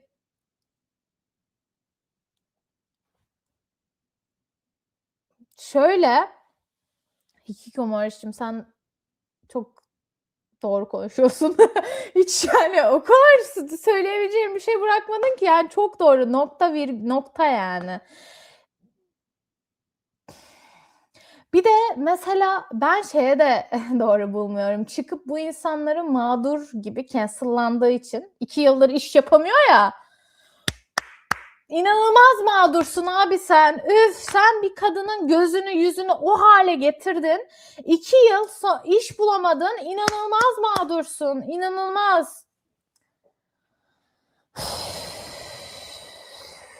Gerçekten arkadaş. Bir de bu yeni gelen videolarıma gelen bazı yorumdan bahsetmek istiyorum. Ben onun da çok sinirliyim, biliyor musunuz? O konuyu da konuşalım mı? Too woke. Bakın, sürekli bu yorumu alıyorum. Bu arada yani bunun bu kadar woke kültürü diyorlar ya. Bir şey konusunda çok duyarlı olduğunda too woke'sun. Abi bunlar çok woke. Bu woke, şu woke. Ya biz geldiğimiz bu dünyada bir tık daha duyarlı olmamız gerekmiyor mu arkadaşım? Yani ben niye mesela woke hakaret olarak bana söyleniyor mesela. Ben her şeye, her hassasiyete daha dikkatli yaklaşılması gerektiğini düşünüyorum. Çünkü toplum olarak öyle bir dünyada yaşıyoruz ki, sosyal medya dediğimiz bir olgu var. Herkes her şeye ulaşabiliyor. Yani herkes her şeyi görebiliyor. Herkes herkesi belirli kulvarlara atıyor. Anlatabiliyor muyum? O ona too woke diyor. Bu buna çok sağcı diyor, solcu diyor, bu diyor, şu diyor. Yani eleştirdiğiniz konu woke olmaksa bu bir gururdur. Büşra'cığım, ben de aynı ilk tepkiyi verdim. İlk başta aynı tepkiyi verdim. Sonra şöyle oldum. Neden biz toplum olarak bunu kötü bir yere koyduk? Çünkü bunu aslında hükümetler kendi kelimesi haline getirip bize karşı kullanmaya başladıkları için oluyor. Çünkü duyarlılık istemiyorlar. Çünkü onlar aile kavramı altında sıkıştırılmış hayatlar izlemeyi daha çok istiyorlar, görmeyi daha çok istiyorlar ama biz istemiyoruz. Çünkü ben artık gerçekten toplum olarak, bu arada televizyon dediğimiz şey, yani bu film, televizyon hepsi toplumun eğitim açısından görmek, örnek alabilmek açısından televizyon en kolay erişilebilir bir şey. Ve sen mesela, ben şunu doğru bilmiyorum. Sen sevişmeyi yasakladın, sigarayı yasakladın. Sen bunları yasakladın. Sonra televizyonlarda sadece töre kaldı. silahlı çatışmalar kaldı. İçki içmeyi yasakladın. Şimdi bu yasakladığın şeylerden sonra öyle kısıtlı bir alan kaldı ki hikaye anlatmak açısından. Zaten şeyleri falan geçtim, cinsel yönelimleri falan geçtim. Onlar yokmuş gibi davranıyorlar zaten. Sen bütün bu her şeyi yasakladığında öyle hikayeler ortaya çıkar ki sadece töre, sadece aile kavramı, sadece silahlar, patlamalar falan ve sonra sen çıkıp dediğinde de bakın yani bunlar evet çok önemli şeyler, televizyonlar. Evet, duyarlı olmamız gerekiyor ama boş duyarlılık değil. Mesela atıyorum şiddet faili insanlar bence olmamalı televizyonda. Bu gibi duyarlılıklar mesela bir hikaye, her hikaye anlatılabilir. Anlatabiliyor muyum? Mesela tecavüzü de anlatman gerekiyorsa anlat. Şiddeti de anlatman gerekiyorsa anlat. Bunlar çünkü var. Yani bunlar hayatın içerisinde olan hikayeler. Bu insanlar var. Bunları yaşayan insanlar var. O insanları yok saymamak gerekiyor. Farklı cinsel yönelimdeki insanlar keşke anlatsan. Çünkü o insanlar da var. Ki çok sandığınızdan çok çok daha fazla var. Onlar da toplumun bir parçası. Toplumu oluşturan insanlardan biri. Toplumu oluşturan her personanın hikayesi anlatılabilir. Ama hikayeyi nasıl anlattığında bence bitiyor olay.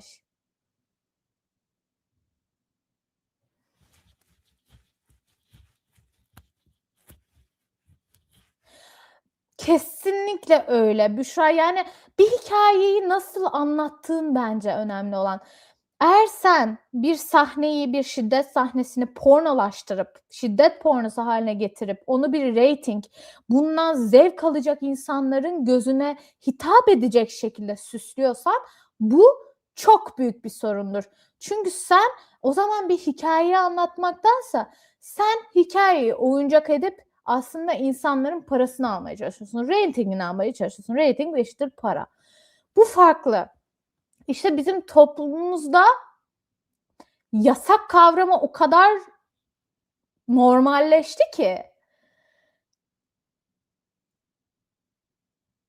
Aynen. Sırf rating zaten yani hem sırf rating diye konuluyor. Konulmadığında da problem. Bence işte bu iki taraf var ya bizi hep bir kulvarlara koymaya çalışıyorlar toplum olarak.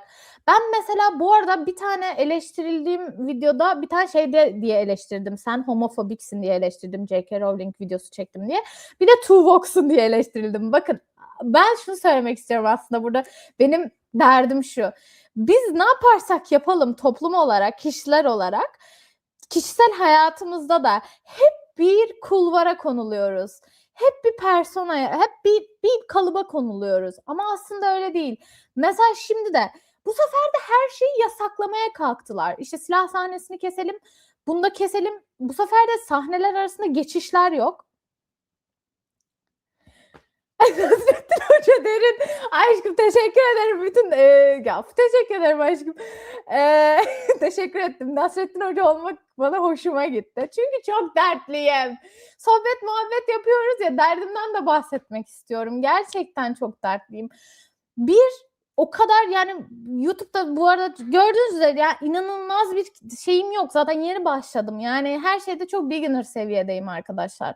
Buna rağmen gelen yorumlar beni çok üzüyor. Çünkü böyle şey gibi oluyorum. Niye var böyle bir insan tipi anladın mı? Ben yapmadım. Hayatım boyunca kimseye yorumla hakaret etmedim. Klavye üzerinden hakaret ya da yüz yüze de hakaret etmedim açıkçası. Yani fikirler saçma gelebilir ama bir insanı J.K. Rowling videosu değil, Harry Potter videosu çektim. Ama homofobik oldum. Avatar Son Hava Bükücü videosu çekmiştik Berke'yle ve orada şundan bahsetmiştim.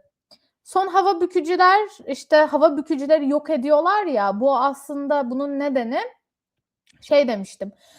Yani hava bükücülerin çok fazla kendi toplumlarından çıkmıyor. Dünyaya gözleri kapalı oldukları için, çok milliyetçi oldukları için kendi risklerinin farkında değiller. Ona gelecek yani gerçek dünyayla çok bağdaştırarak yorumlamak istemiştim.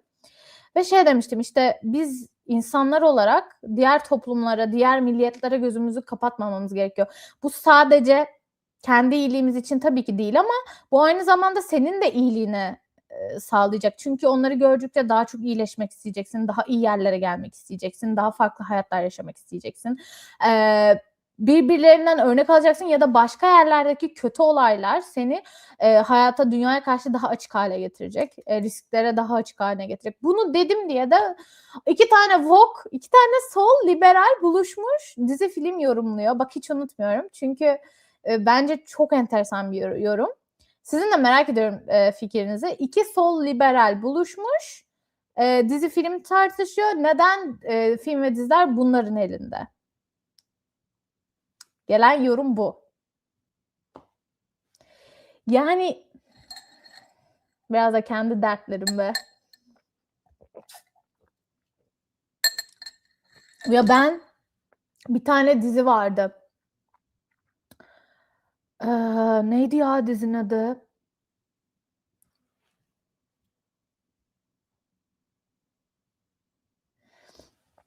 Şimdi beklenti yok. İşte insanların galiba beklentilerine göre hareket etmemek gerekiyor. YouTube'da da öyle ve ben, bir noktada kendi fikirlerimi ne kadar söylesem diye çok düşündüm. Yani hatta böyle şey falan oldum. Acaba çok mu yani ben evet galiba solcuyum ve solcu olmak benim için sorun da değil aslında. Fikirlerimi söylemesem mi? Söylesem mi? Yani söyleyince de bu kadar küfür niye yiyorum? Yani, işte, böyle şeyler neyse ya, of YouTuber dertlerimden bahsetmeyelim de mesela dizi filme geldiğimizde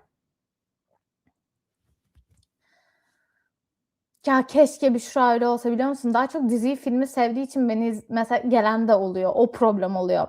Mesela diziyi, filmi seviyor. O dizi filmden benim kanalımı açmış oluyor. O dizi filmle ilgili araştırıyor ve yorumlar kimler yapmış diye bakıyor. Öyle bana gelince saçma bir yorum yapabiliyorlar.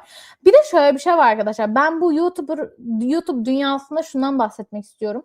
Neden mesela kadın içerik üreticilerinden hep sadece bu arada benim mesela kanalda Berna Ece Gündüz, mesela Büşra'yı oradan tanıyorum, Berna'dan tanıyorum. Berna Ece Gündüz, Dilara Tunes, Sadece Leyna. Bunlar kendi fikirleriyle bu dünyada, bu YouTube dünyasında var olmaya çalışan kadınlar. Ama o kadar az ki, o kadar azız ki. Yani kadınlar sadece güzellik influencer'ları, giyim, kuşam influencer'ı. Bu arada onları asla yadırgamıyorum. Onların tercihi, onun ilgilendiği alan. Her kadının da ilgilendiği alan her insanın farklıdır. Ama neden mesela YouTube'da açıp baktığımda fikirleriyle olan dizi, film eleştiren kadınlar bu kadar az ya da genel anlamda fikirleriyle var olan kadınlar bu kadar az? Bunu düşündüğümde bana gelen yorumlar çünkü o kadar insanı bazen üzücü yorumlar geliyor ki sırf mesela, "Of bu ne anlar ki, bu ne şey yapar ki, abi sen git ojeni sür." falan gibi yorumlar da geliyor mesela. Direkt haydlıyorum bu arada. Ben asla muhatap olmam ve istemiyorum da yani. Böyle eleştiriye de açık değilim de. Bir dakika, yorumlara geleyim. Çok konuştum, yorumları geçtim. Bazı dizi filmlerin fazla beyaz olmakla yaşıyoruz mesela ama bazen fazla politik doğruculuk her şeye uymuyor. İşte hayat gerçekliğiyle uyuşmuyor. Evet, doğru Hilkikicim.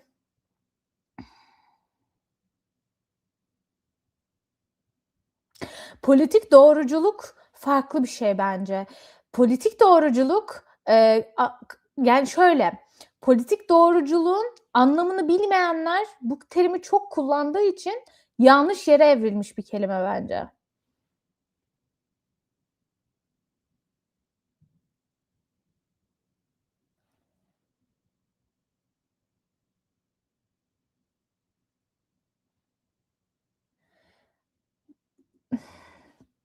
Çok, çok doğru.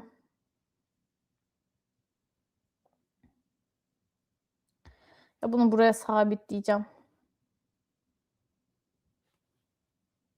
Yani Bu arada galiba bunun beni bu kadar şaşırtıyor olmasının sebebi biz kendimize belirli alanlar seçiyoruz ya, güvenli alanlar, arkadaşlarımız, ailemiz.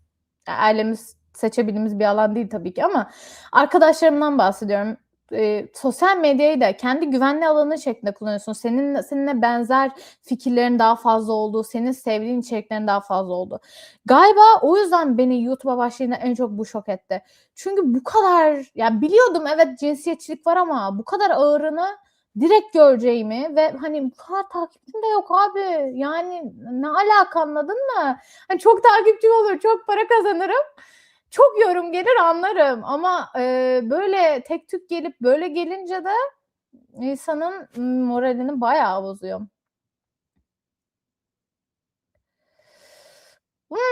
Bu enteresan bir argüman Hikikicim. Bugün de muhafazakarı kötü, yani köşeli olmak, sabit düşünmek. Şöyle Vogue kültürü daha aslında çıkışı duyarlılık adı altında çıkmış bir şey. Ama bu dönemde evrildiği şey muhafazakarlığın, yani şöyle sanki solcu olan herkes woke'muş gibi bir algı yaratılıyor. Bence buradaki problem ne biliyor musunuz? Aynen, yani bu son şeyinde sabit düşünmek dediğin muhafaza etme problemi, her şeyi muhafaza etmek. Yani düşüncelerini muhafaza etmek, bakış açını sürekli aynı tutmak. Bunlar işte bence en büyük problem.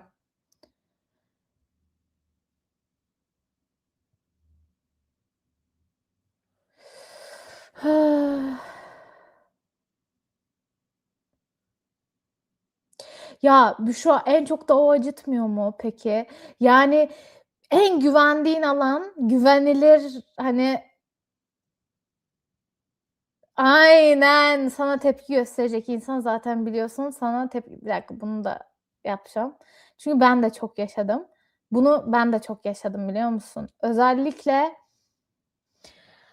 Eee, yani, bana şey demişlerdi, ben ilk yurt dışına Fransa'da üniversite okuyacağım dediğimde, bitirdim üniversiteyi ve çok yakın bir arkadaşım bana şey dedi, "Ben senin üniversiteyi bitireceğini düşünmüyordum Fransa'da." dedi, "Yapabileceğini düşünmüyordum." dedi.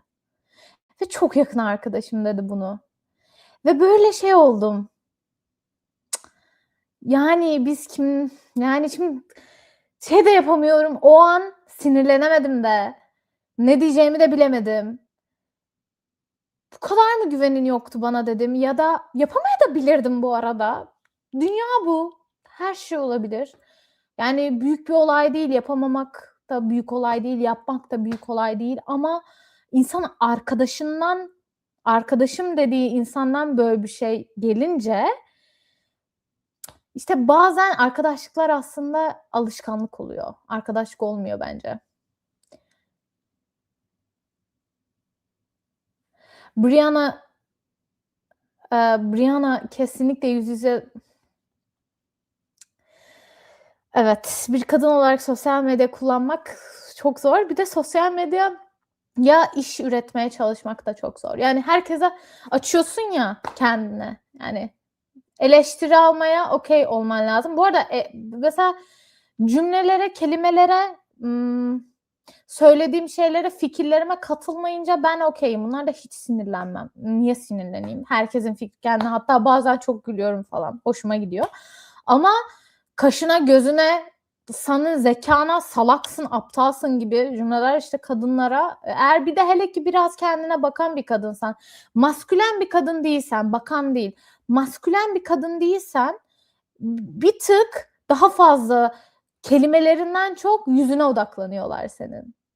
Yani saçına başına odaklanıyorlar. Ne giydiğine bakıyorlar. Vivi Bagates'e verecek cevap Max bu. Ya. Vay. Ya bir şey söyleyeceğim. Büşra, senin bu multi talented ne peki? Gerçekten Konya'ya geleceğim. Şakasız. Beni bir gün Konya'da göreceksin. Ve şok olacaksın. Ve Büşra'yı da alıp geleceğim. Büşra kim ya? Berna'yı. Ya videoda da adlarınızı karıştırdım ben geri zekalı olduğum için gerçekten. Hatırladım, şimdi hatırladım. Orada da Büşra dedim Berna'ya. Allah kahretmesin. Rihanna'cığım teşekkür ederim hayatım. Girl power. Bu tip yorumlar beni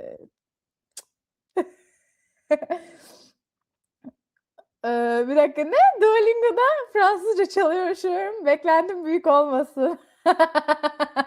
Aşkım benden de beklentin büyük olmasın. Biliyor musun? 5 yıl Fransa'da yaşadım ve benden de beklentin büyük olmasın. Yani Fransızca çok acayip bir dil. Son 1 yıldır falan Londra'dayım. 5 yılı attım gibi geliyor yani. Hayırlısı. Bir de 2 sene Fransızcaydı. Sadece Fransızlar vardı. Tek Türktüm. Tek yabancıydım. Düşün. Cehennem. Feyyaz ne diyorsun? Bakayım. Rusça çalışmaya başladım ve 10 saniye sonra Rusça çalışmayı bıraktım. Kusuyordum. Of! Abi ben Fransa bu bütün bak bu ne biliyor musunuz arkadaşlar? Bu benim 5 yıllık Fransa özeti. Arkadaşlar ben bak şöyle bir anım var. Nasrettin Hoca'ya geldim. Şöyle bir anım var. İlk senesi Fransa'da ilk senem, üniversitenin ilk yılı ve ben İngilizce bölümüne değil Fransız bölümü bir de Fransızca bölümüne girdim. Yani Fransız lisesinden mezunum ya. Kendime güvendim, girdim. Sonra ben sınavlara çalışmaya başladım ve sınavlardan her çıktığımda şöyle diyordum. Çok iyi geçti abi. Bir insan bu kadar salak olabilir. Bak anlatıyorum. Çok iyi geçti abi. Harika geçti. Ve hepsinde de işte annemlerle konuşuyorum falan diyorum. Mükemmel geçti. Ve gelen sonuç 0.5. 20 üzerinden 0.5, 1, 2 falan yani. Ve ben sonra 5 senenin sonunda şunu fark ettim. Arkadaşlar böyle sana ders çalışman için bir kağıt verirler ya böyle kitapçıklar. Ben o kitapçıklardaki soruları ve başlıkları ezberlemişim. Konuları ve içerikleri asla ezberlememişim. Çünkü onları ezberleyecek kadar bile Fransızcam yokmuş.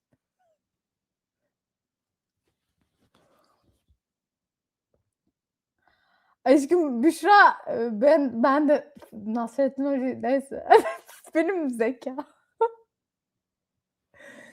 Evet aşkım eleştiriliyoruz yapacak bir şey yok ama mesela evet bunu yaşadım. Konuyu dağıtmayayım da bunu yaşadım. Of. Benim galiba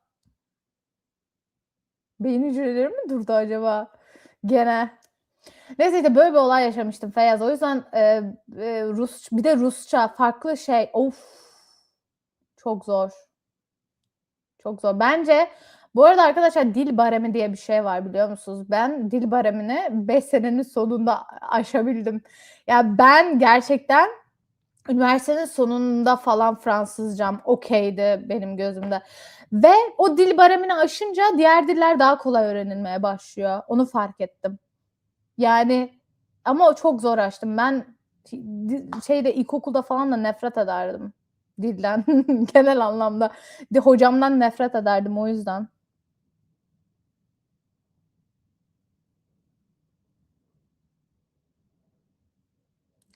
Azerbaycan'da mı okuyorsun Feyyaz?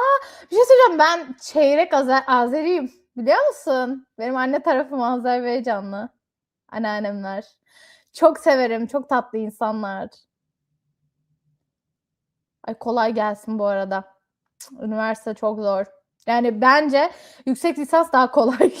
Üniversitenin kendisi zor bir dönem. Hele bir de uzakta okuyorsan. Uzakta mı okuyorsun ailenden?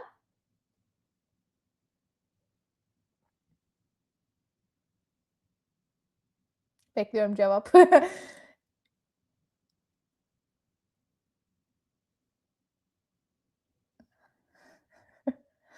Ay işte Feyyaz'cığım çok kolay gelsin. Çok zor. Çok zor. Uzakta okumak yani ilk başta çok güzelmiş gibi geliyor. Ben 19 yaşındaydım gittiğimde. Böyle ilk başta çok güzel gözüküyor dışarıdan böyle woohoo adult hayat, yetişkin hayatı yani her şey sorumluluk sende falan ama zor bir dönem. Zor bir dönem ama geçiyor, bitmiş, az kalmış. Az kalmış, dayan. Yaptın, bitiyor. Çok az kalmış. Yaparsın. Halledilir. Çok az kalmış. Son düzlüktesin, halledersin ama çok zor. Allah yani gerçekten sabır versin. Başka bir şey demiyorum. Ben yani yüksek lisans kesinlikle daha kolay arkadaşlar. Tavsiye ediyorum. Yüksek lisans yapmak istiyorsanız yapın. We can do it.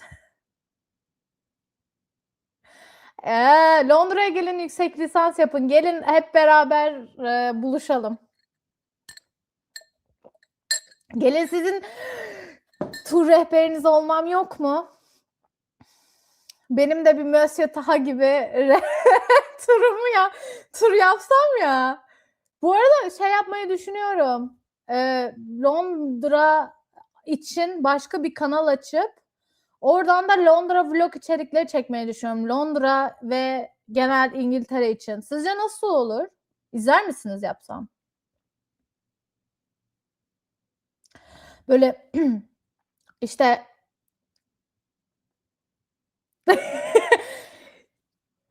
bu çok bir dakika dur. Değil mi? Değil mi? Bence de çok güzel olur.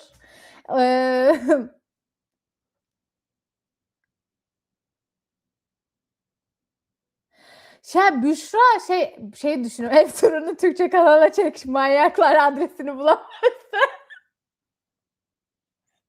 Sen var ya dünyanın en ikonik insanısın ya. Bak yemin ediyorum. Abi ben seni hayatımda istiyorum ya. Bana ne? Gelir misin? Seni buraya getirteceğim en kötü ben. Büşra. Bir şey söyleyeceğim. Türkçe çekeceğim zaten. İngilizce kanal olmayacak. Gene Türkçe olacak. Çünkü arkadaşlar neden İngilizce video çekmeye çalıştım bu arada. İngilizce video çektim. Ama şöyle bir şey var. Dizileri ve filmleri yorumlarken biz o kadar kendi kültürümüzden gelen bizde algılar var ki algılanmayacağımı düşündüm. Yani benimle aynı bakış açısına sahip olmayacaklarını hissettiğim için çok fazla İngilizce çekmiyorum. Zaten Türkçe çekeceğim her şekilde de. 2 saate yürüyerek gelirim. Vallahi bir şey söyleyeceğim. En kötü Büşra, Berna'yla turistik vize alıyorsunuz ve ben buraya, bu arada Brianna, senin de Feyza'yı da Hikikomori'yi de hepinizi bekliyorum. Tur yapalım. Tur yapalım. Burada müzikal turu. Bakın geçen gün Hamilton'a gittim. Hamilton'ı biliyor musunuz? Biliyorsunuzdur diye tahmin ediyorum. Aslında bu yeni kanal açarsam bu daha Londra ve daha gezi içerik bazlı. Bu arada yani kameramanım olabilecek bir arkadaşım bulabilirsem bunu kesin açacağım. Ama ya Brianna çok tatlısın. Gelirim inşallah, bakalım. Belki olabilir. Ben de gelmek isterim. Tez yazıyorum şu anda. Aşko, tez yazım bitsin. Büyük ihtimalle geleceğim. Şöyle bir şey diyeyim, aynen öyle. Ülkeye göre getirisi farklı oluyor ama şöyle de bir şey var. Ben burada öğrenci vizesiyle olduğum için öğrenci vizesiyle yurt dışında kendi işini açıp para kazanamıyorsun. Öğrenci vizem benim bitecek ve mezuniyet vizesine geçeceğim. O zaman istediğim şekilde hareket edebileceğim. Daha fazla mesela o zaman kendim İngilizce bir kanal da açabilirim. Ama gelirisinden çok kendimi anlatırken dizi ve filmleri karşımdaki insanın benimle aynı kültürden geldiğini bilmek bana şöyle hissettiriyor. Beni anlayabilecek, benim duyarlılıklarımı ve benim bu geldiğim toplumun bazı stereotiplerini ve benim neden bu sahnede bunu hissettiğimi daha kolay anlayacakmış gibi geliyor bana. Ama İngilizceyi çekmek istiyorum. Çektim. Birkaç tane şey çektim. Şöyle çekmeyi düşünüyorum. Türk dizi filmlerini İngilizce konuşmayı düşündüm. Onlarla ilgili shortslar çektim ama uzun videolarda düşünüyorum. Çünkü Türk dizileri inanılmaz izleniyor. Sadece Araplar izlemiyor arkadaşlar. Bu koronadan sonra, bence pandemiden sonra gelişti. Pandemiden sonra Bana Demet Özdemir'i falan soruyorlardı yurt dışı Fransa'da ki Türkiye'yi hiç bilmiyorlardı. Bana şey falan diyorlardı. Ya, orada herkes kapalı mı falan gibi cahil cahil sorular vardı. Ama sonra bana Demet Özdemir'i falan sormaya başlamışlardı. O yüzden dizileri çok takip ediyorlar. İngilizlere nasıl Gora göndermesi yapacaksın değil mi? Değil mi? Şakalarımı falan anlamakta ben de bazen zorlanıyorum. Onlar daha fazla zorlanabilir. İngiltere'den denklik alırken nelere önem vermem lazım? Feyyaz bu çok şey bir konu biliyor musun? Bir dakika dur. Böyle bir şeyin mi var? Böyle bir planın mı var? Çünkü İngiltere'ye gelmek açısından en büyük benim sana tavsiye edebileceğim şey eğitimle gelmen. Çünkü herhangi bir eğitim öğrenci vizesiyle geldiğinde sonrasında öğrenci vizen bittikten sonra graduate visa diye bir şey var. Tamam. Şimdi şöyle, Türkiye'de denklik alamazsam diye düşünüyorum. Denklik mevzusunu hiç bilmiyorum. Çünkü ben buraya öğrenci vizesiyle geldim. O yüzden kendi vizemi anlatabilirim sana. Bu konular ama İngiltere vize konularında Avrupa ülkelerine göre çok daha basit. Bunu söyleyebilirim. Çok daha az şey var. Ama şöyle bir şey var. Son seçimler oldu ve sağ çok ağır kazandı burada. Çünkü göçmenlerin çok fazla olmasından dolayı İngiltere'de büyük bir şey var. Protestolar falan var. Çok göçmen aldı. Çok fazla kültür olarak değişti şehir falan diye iddia edenler var. Bu yüzden bu son seçimlerde bu geçen ay bu geçen hafta falan oldu. Çok sağa kaydı hükümet. Bu yüzden de vize yükümlülükleri göç mevzuları daha sıkı haline geldi. Bu yüzden sana önerebileceğim şey gerçekten gelebiliyorsan öğrenci vizesiyle gel. Çünkü öğrenci vizesiyle geldiğin andan itibaren kendi hikayemi anlatabilirim. 2 senelik vize veriyorlar sana mesela. Öğrenci vizen bittiğinde o 2 senelik şey bittiğinde 1-2 o artı 2 sene verdiklerinde de senden sponsorlu iş aramanı bekliyorlar. O 2 sene boyunca da iş aramaya başlıyorsun. Diğer türlü denklik mevzusunu bilmiyorum. Hiç onlara karışmayayım. Ama şunu söyleyebilirim. Vize konuları daha sıkı haline gelecek. Göçmenlik mevzusunda çok fazla negatif olan insan var. Toplumu bozduğunu vesaire düşünen insanlar var. Şimdi biz bu dünyada yaşıyoruz. Her yer bizim olması gerekirken maalesef coğrafya kaderdir diye bir laf var ve ben buna inanıyorum arkadaşlar. Coğrafya kaderdir yani.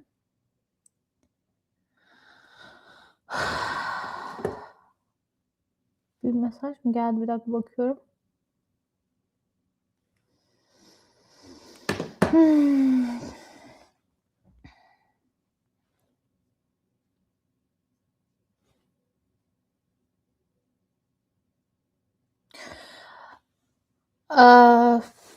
Şöyle ne kadar fazla girdi çıktıysa o kadar güvenilirliğin artıyor. Bu güzel bir şey. İyi bir şey ama bu seni aşırı yani alımını hızlandırmaz büyük ihtimalle diye düşünüyorum.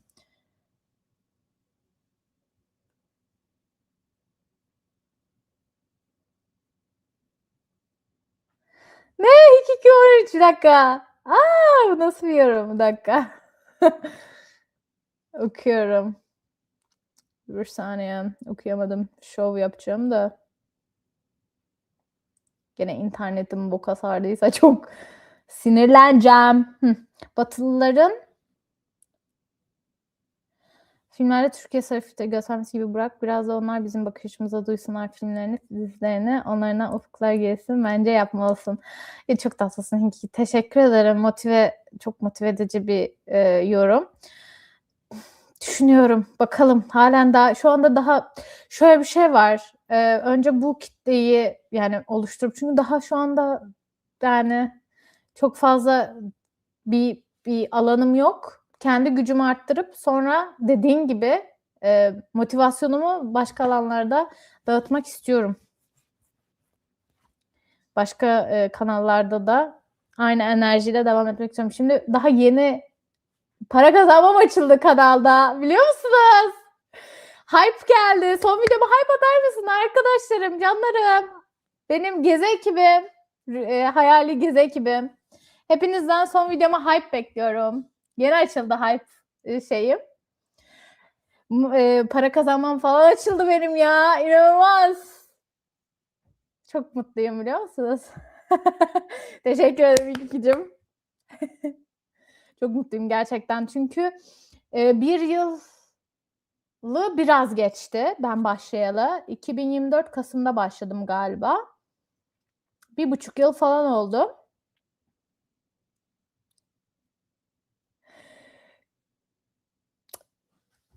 Teşekkür ederim. Çok duygulandım. Arkadaşlar ben yengecim biliyor musunuz? Ben çok duygulanırım. Beni burada ağlatmayın.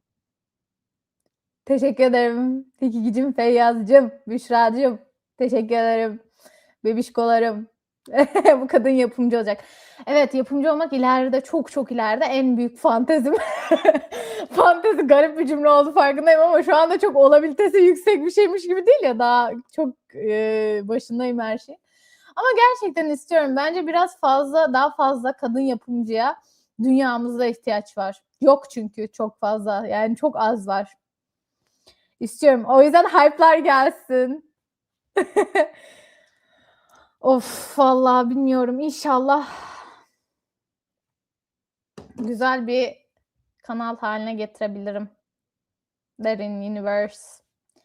Bir de şeyini de Universe koydum ya. Kesin İngilizce bir şeyler yapmam lazım. Yani neden Universe koydun derler. Bu arada şeyler falan çok beğenildi mesela.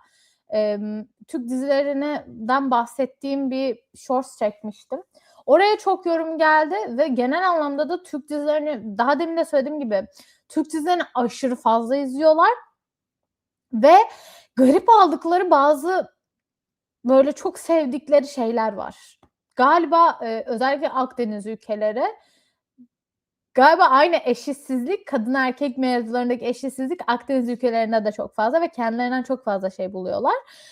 Ben arkadaşım benim İtalya'da tıp okuyor ve bana şey demişti, Fatma Gül'ün Suçu Ne falan orada çok izleniyor demişti. Manifest ya, manifest ya. Bu arada konuyu değiştirmiş gibi olacağım ama işte bu İtalya'da falan Fatma Gül'ün Suçu Ne falan çok izlenmiş arkadaşlar. Niye bilmiyorum. İtalya, İspanya falan çok izleniyormuş. Çok kötü bir dizi. Yani bence Türk televizyon tarihinin en berbat işlerinden biri. Ben bu kadar legal bir biçimde kadına şiddeti gösteren başka iş hatırlamıyorum. Bu kadarını yani. Ya ilki bence. Daha sonrasında çok geldi de ilki o bence de. Ben de full manifest izliyorum biliyor musunuz? Benim konu değiştik. Ya Ülker Arena'da çıkmışlar ya. Manifest ya. Manifest ya. Ya of çok bir şey söyleyeceğim. Hangi manifest kızısınız? Bu konuyu tamamen değiştirdim. Hiç ciddiyet umurumda değil ya. Yemişim Fatma Gül'ün Suçu Ne. Hangi manifest kızısınız?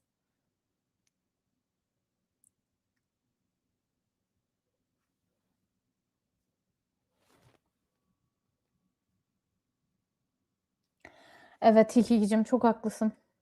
Öyle. Ama neyse bunu geçelim valla. Büşra!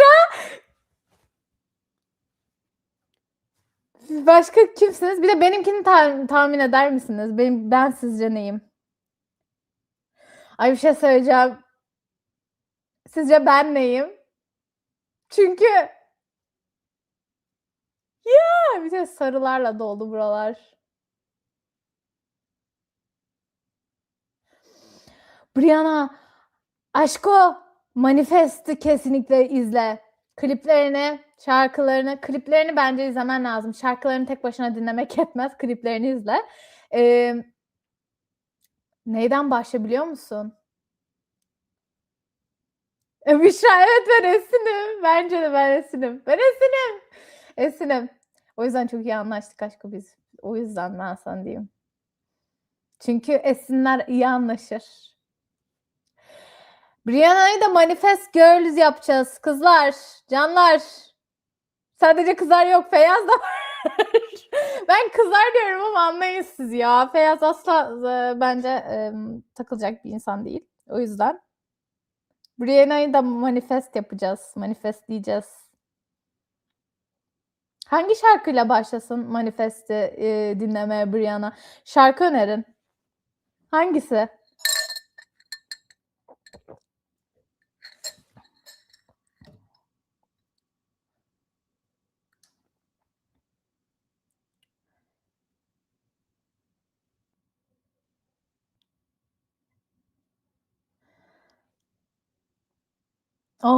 Brianna K-popçuymuş. K-pop. Blackpink.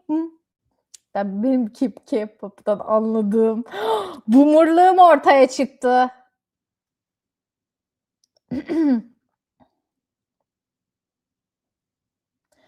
Brianna'ya en iyi manifest şarkısı KTS. Kalbimin tek sahibi. Bence harika bir klip. Harika ama benim eksin olanların farkındalıkları ve duygusal zekaları çok güçlü bence. İki yumurtacım biz. Biz aşko. Bizim birbirimizi hype'layışımız. Ben bir saat kendime geri zekalı dedim ama olsun. Kendi farkındalığım bir tık. Of. KTS kalbimin tek sahibi çok güzel ama ben biliyor musunuz overrated bir şey söyleyeceğim ve bence hiçbiriniz katılmayacaksınız ama ben şeyi çok seviyorum. Başrol Sensin'i çok seviyorum.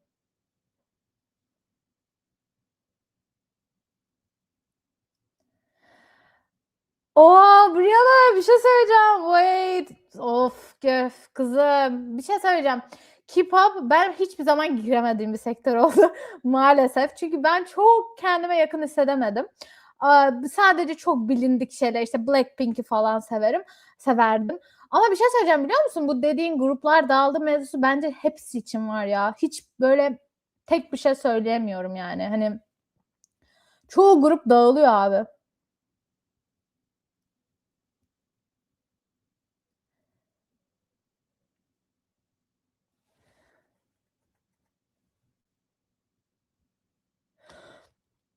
Brianna ağlayarak çıktım dedim beni aldın yengeç misin bebiş? Bebiş sen de mi yengeçsin yoksa? Ha? Ben çok ağlarım her şeye bak. Chat. Girls. Biz çok yengeçler olarak birleştik mi ne oldu? Başrol sensin ateş yazmadığı için severiz mesela. Kızım bir şey söyleyeceğim. Disini attın. Teh. Büşra vuruyor acımıyor.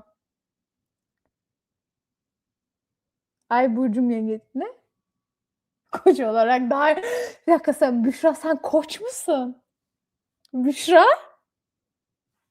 Büşra'dan beklenmeyen ataklar. Ateş yazmadığı için severiz mesela dediğin yerde anlamalıydım biliyor musun?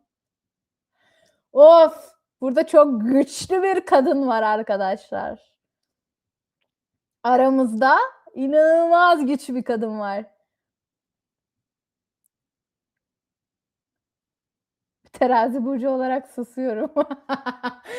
Feyyaz'ın manifeste dahil olmayıp şeyde dahil olması çok iyi. Şeyde neydi ya unuttum burçlarda. Arka benim kendi burcum, güneş burcum yengeç. Yükselenim aslan.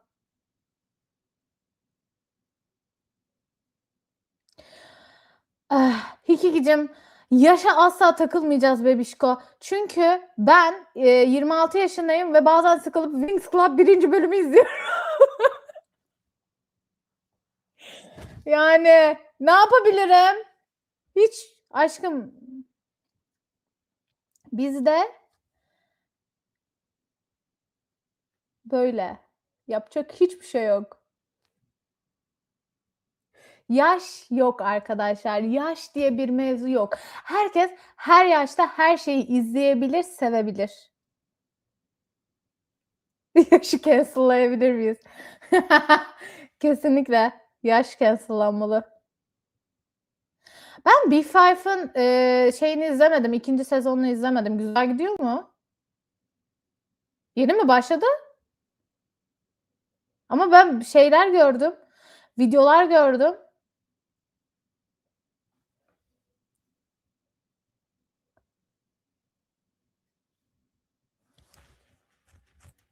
Big Five'ın yeni sezonu başladı mı? Başlayacak mı? Ben izlemedim, bilmiyorum. Ben 1. sezonda da sadece sahne performanslarını izledim.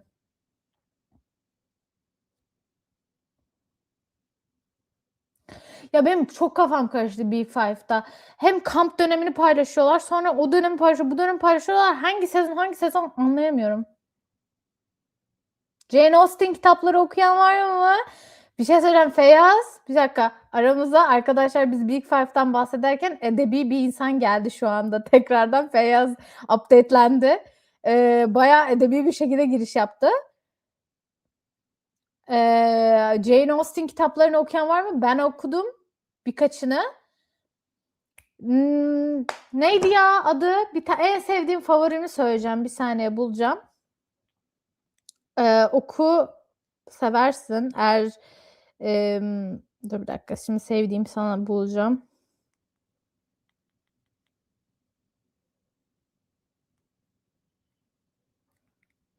Adlarını hatırlayacağım inşallah.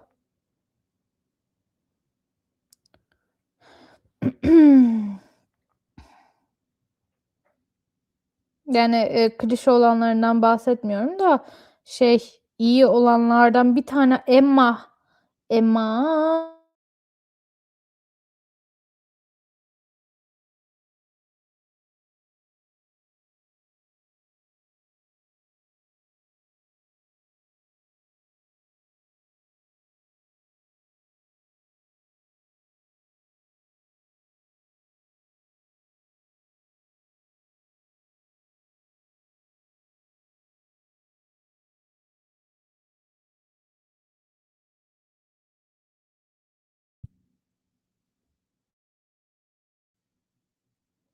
Çok uzun yapınca ilk defa bu kadar uzun live yapıyorum.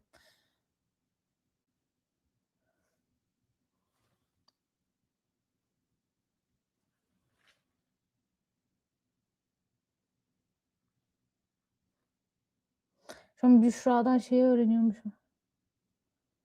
Büşra'cığım Allah kolaylık versin aşko. Çamaşır makinenle.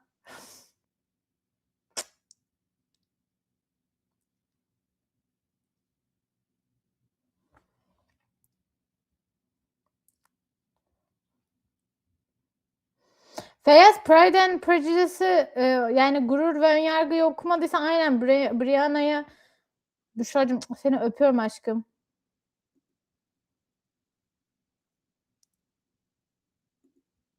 Seni yıldızladım yanlışlıkla. Brianna'yı dinleyip gerçekten Pride and Prejudice'ı Gurur ve Önyargı'yı okuyabilirsin. Bir de Emma diye bir kitap var. Ben onu da çok seviyorum. Onu da okuyabilirsin. 150 plus kitap okudum ama tabii bu sayı az kalır.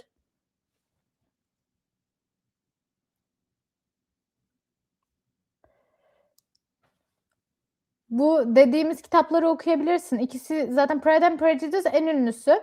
Onun hem kitabı var, filmi de var. Seversen filmini de izleyebilirsin. Hani film izlemeyi seversen. Önce bence filmini izle sonra kitabını oku. Çünkü kitabını okuyup filmi izleyince hep hayal kırıklığı olur bence. Bir trailer gibi olur film sana. Anlatabiliyor muyum? Ya bir fragman gibi olur.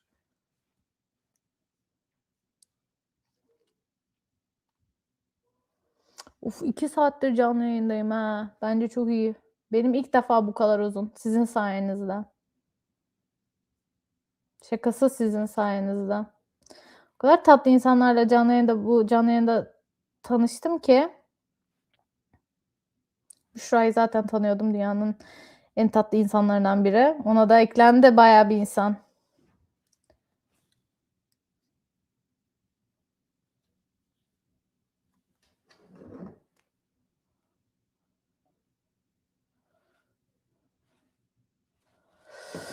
Bir yorum geldi mi? Hı. Şu sıralar ne izliyorsunuz? Var mı bir şeyler? Film hayal kırıklığı mı peki? Filmi çok sevenler de var. Pek sevmeyenler böyle overrated bulanlar da var. Bence izlenmeli. Yani izlenmesi gereken bir film. İyi, kötü yanları da var, iyi yanları da var ama izlenmesi gereken bir film.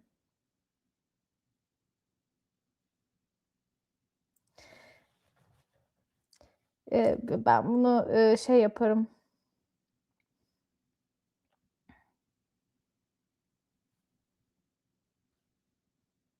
Ben bunu şey yapacağım, pinned comment. Bu sonuna kadar kalsa mı bu? Bu comment ilk emojiciğimin.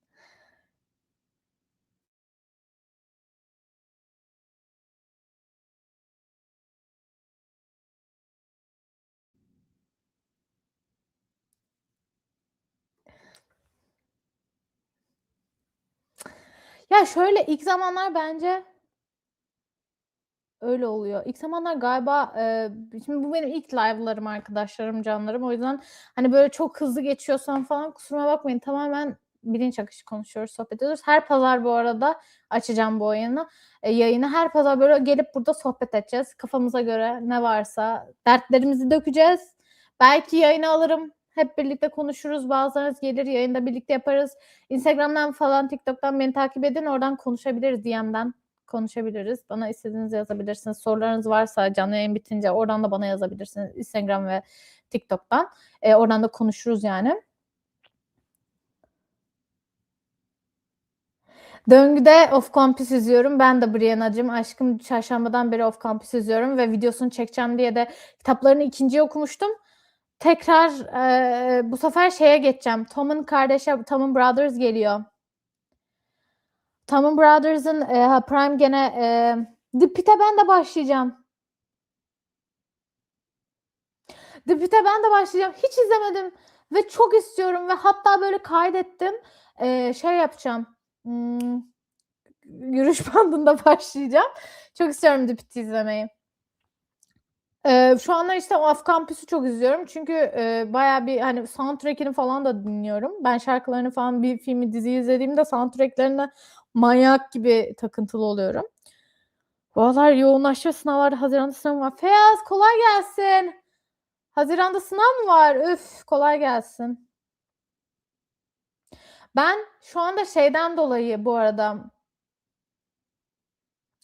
Dipit'in galiba Dipit'in ikinci sezonu geldi. Değil mi? Brianna. İkinci sezonu var diye hatırlıyorum. Üçüncü sezona kadar mı var acaba? Çünkü sanki 3-4 test diyorum ya. Beyaz kafamı karıştırdım. Şey, The Pitt'in 3. sezonu mu? 3 sezonu mu var? Şu anda 2 sezonu mu var? Yoksa 1 mi? Çünkü ben ilk 2 bölümünü kaydettim izleyeceğim diye. Bitirdim şey. Arkadaşlarım, canlarım, Brianna yazsana. The Pitt'in 3 sezonu mu var? 4 sezonu mu var? 2 sezonu var. Sen onu yazan ya Feyyaz'la ders mi konuşuyorsun? 4 test 3 yazılı var? 3 yazılı mı? Şok olmam. Of. Hı hı. Bir dakika dur. Ne geldi? Ne kaldı? Brianna'dan cevap geldi. Dur. Ona bakamıyorum şu an. Hemen bakacağım. İkinci sezon geldi. 3 sezon online'larda Mof Campus'un soundtrack gerçekten çok iyi. Çarşamba beri Bed on Fire dinliyorum. Bed on Fire. Bir de şey Shape Shifting. Shape Shifting in Saturday Night. Hush Baby Hurry Flower ve Hush Baby. Bir de ben şeyi de çok sevdim Brianna. Ben biraz Of Campus konuşmak istiyorum sanırım. Brianna ile beni yalnız bırakın. İyi diyormuşum. Yok yok. Herkes burada kalsın ve Of Campus konuşalım. Ben son sahnedeki Albright Hannah'nın şarkısını çok sevdim. Çok ağladım. Sen de ağladın mı ya? Ben tek miyim ya? Ben çok ağladım. Ben yaşadığı şeyleri o şarkıya döküşü çok hoşuma gitti ve böyle çok içten geldi. Belki de böyle 8 bölüm boyunca onun o hikayesinin şeyini izledik ya. O yüzden benim çok hoşuma gitti. Bir de videoda da anlattığım bir şey var. O da benim çok hoşuma gitti. Kanaldaki son videoda.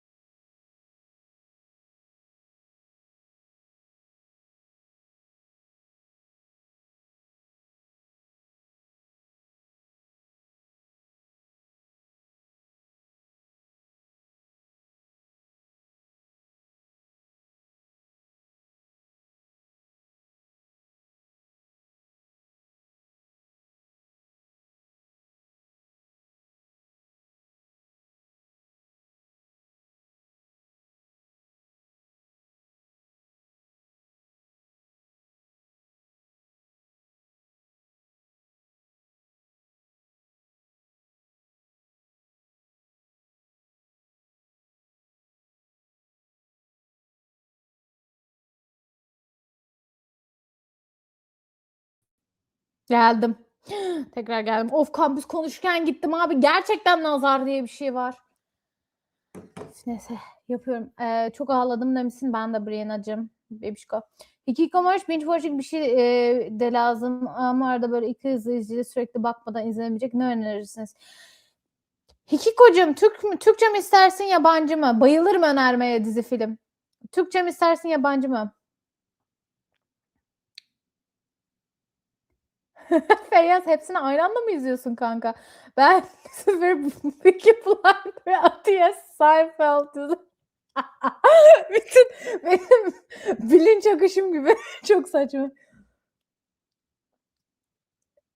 Of Campus'u influence ettik mi? Woo! O zaman Hikikomori'cim izleyip lütfen bak geleceksin ve videomdan altında konuşacağız tamam mı? Son videomun altında. Fikirlerini çok merak ediyorum. İzle ve gel. Feyyaz'cığım sence biz burada herhangi bir şeyi yargılıyor muyuz? Kankicim olur mu öyle şey ya? Off Campus izlenir, çıtır çerez, binge watch'luk yabancı başka dizi de istersen söyleriz. Hikiko'cum burada herkes bir şeyler önerir. Brianna'cığım heyecanlandık nazar değdi. Garrett Graham. Green Flag Master. Of. Of. Of. Of tekrar aşık oldum adama ya. Ergenken okuduğumda da bayılmıştım. İzlediğimde daha Green Flag çok daha gerçekten sağlıklı bir karaktere dönmüş. Daha da bayıldım. Prime neredesin? Bak influence ediyorum ha Off Campus'u. Bayağı senin reklamını yapıyorum. Prime neredesin? Reklam ver bana abi. Para kazanayım en azından ya. Abi bak bu kadar övüyorum. Gerçekten Prime'den para istiyorum ya. Bu ne? Are you a director movie? Hmm?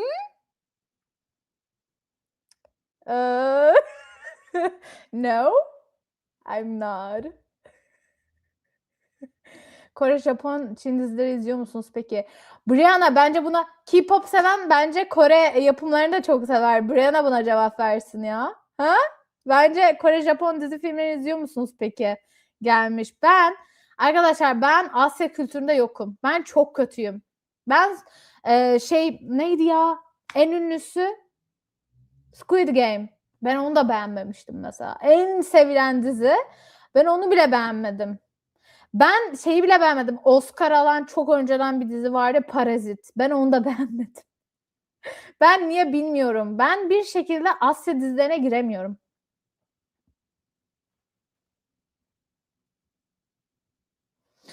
Bir dakika. Heated Rivalry izlemedin mi? Seni burada bir bulilerim. Hikiko. Heated Rivalry. Şöyle söyleyeyim sana. Daha objektif yaklaşalım. Heated Rivalry kesinlikle çok iyi bir dizi değil. Çok kaliteli bir dizi değil. Hatta Off Campus çok daha kaliteli bir dizi. Ama Heated Rivalry'deki başrol oyuncuların arasındaki kimya başka hiçbir şey söylemiyorum. Kimya için izlemen lazım. Mantık aramayacaksın. Sadece kimya izlemek istiyorsan izleyeceksin aşkım. Bir dakika burada I just wanna be one of your team. İngilizce şeyimize I like Çukur gelmiş. You really? Do you like Çukur? Neden İngilizce geldi bize? Ben onu anlamadım ama olsun. I like Çukur. İnanamıyorum Çukur. Çukur bir şey söyleyeceğim. Bugün bir videomun altına Instagram'da Çukur gene gördüm. İzleyip fan short yaptırıp geziyormuşum. Hikiko'cum öyle bir şey yaparsan beni de tagliyorsun aşko. Beni de tagliyorsun. Beni de tagliyorsun. Şu an King the Lamb'ı izliyorum demiş Feyyaz. King the Lamb hangisi? Dur bakayım hatırlayacağım.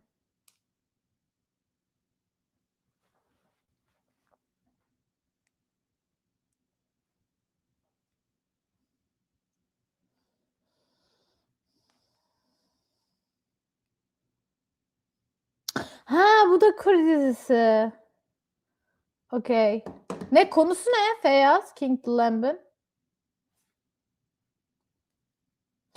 By the way, İngilizce'de devam ediyorum. S27B.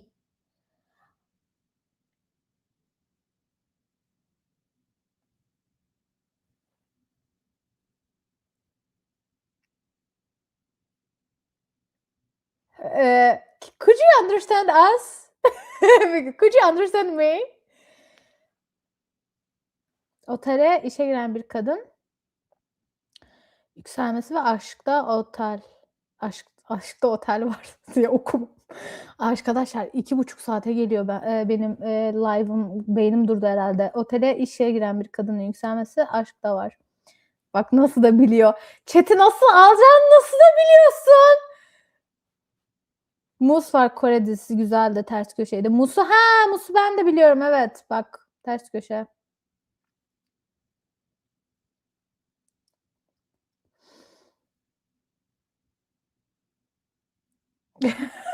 S27B. You can watch my videos from my channel. I have a subtitles, but I cannot speak right now English. But if you want, maybe later I can do English live. Büşra neredesin? Büşra, ben acaba az önce uçtum. Bırak çamaşır makinesini falan ve gel.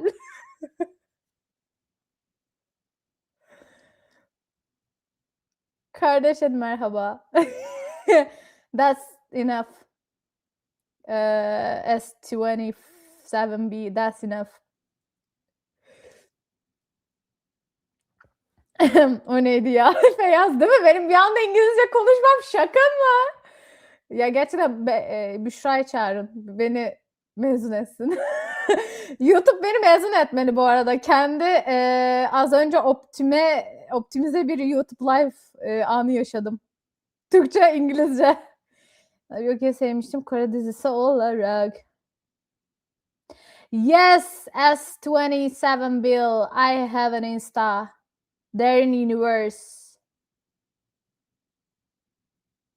Derin, D-E-R-I-N. Arkadaşlar yazın, Derin Universe yazın. Ben bir takipçi kazandım şu an. Ne alaka? Ne yaşadık? Arkamdaki... bir şey söyleyeceğim. Bunu bileniniz var mı? Bakın. Feyyaz kankam, teşekkür ederim ya. Feyyaz! Çok doğru yazdın. Benden daha doğru yazdın. Benden daha doğru yazdın Feyyazcığım. Bunu biliyor musunuz gençler? Konuşalım mı bundan? 2000'ler dizilerini sever misiniz? Ben çok seviyorum ya. Şuna bakar mısınız? Buffy the Vampire Slayer. Death Note'u tabii ki izledik. Feyyaz. Death Note zaten en ünlüsü. Bu Doctor Who değil aşko. Bu Doctor Who mu? Hikiko. Dizi arıyorsan bebişko. Hikiko hemen beni dinliyorsun. Bunu bilmiyorsan bunu izliyorsun. Buffy the Vampire Slayer. Buffy the Vampire Slayer. Bak aşkım, bunu bak. Bak görüyor musun? Düzgün görünüyor mu bu? Okuyabiliyor musun bebişko? Biliyor musun Hikiko? Aşkım Spike var ya, benim aşkım, çok severim. Feyyaz, Disney'de var. Disney'in de reklamını yapıyorum. Disney Plus'ta. Abi o boş reklamlar dağıtıyorum. Disney Plus'ta bunu izleyebilir mi? Kız Lisede CNBC dizimde. Değil mi? Spike'cı mıydın sen de? Ben herkes Angel'cı zannediyorum. Galiba öyle. Ben Spike'a aşıktım. Bir de Enemies to Lovers ya. Bana Disney alacak var mı? Sorry. Ama her yerde var. Bütün HD film cenneti falan aşkı bulursun. Bunu izleyin. Spike benim aşkım ve bunu ben nereden buldum biliyor musunuz? eBay'den buldum. O kadar zor bulunan bir figür ki. Ben Spike'a aşıktım. Abi böyle diziler yapılmıyor? Başrolünde kadın olsun ve böyle kadın aşırı güçlü olsun. Herkes ona hayran olsun falan. Sonra bir adam gelsin, ona da hayran olsun, kıza hayran olsun. Kızla işte kavga etsinler, barışsınlar, tekrar kavga etsinler. Enemies lovers olsun falan. Ben böyle bir dizi istiyorum. Keşke Buffy the Vampire Slayers'ı rebootlasalar diyeceğim de bok gibi yaparlar. Bad Boy. Çünkü ama bir şey söyleyeceğim. Ben Bad Girl da çok seviyorum. Ben sadece Bad Boy değil. Mesela Bad Girl da çok seviyorum. Çünkü bence daha cafcaflı, üretken karakterler oluyor. Yani gri oluyorlar. Bad Boy olmuyorlar aslında. Gri karakterler oldukları için daha anlaşılır oluyorlar bence.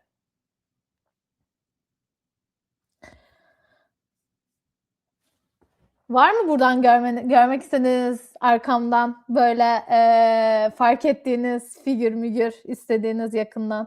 Hemen alayım göstereyim. Bendeki bu vericilik.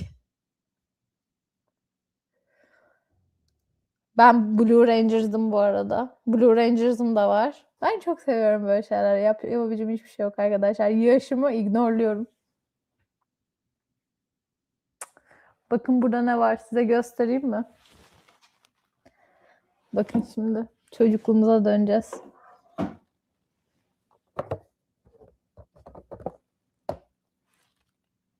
Bildiniz mi? Bilen yazsın. Hemen chatte bunu bilen hemen yazsın. Bilmiyor olmanızın imkanı yok gibi geliyor.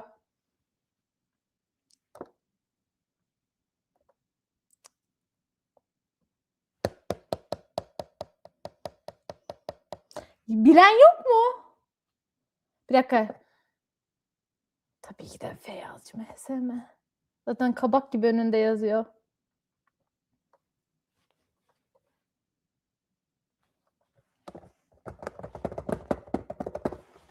Burada neler var? Neler? Bunun için bir video isterseniz çekerim ayrıca. Bütün böyle karakterlerin olduğu High School Musical. Yes, yes. 2-2. Çocukluğumun filmi. Hala soundtrackleri dinlerim.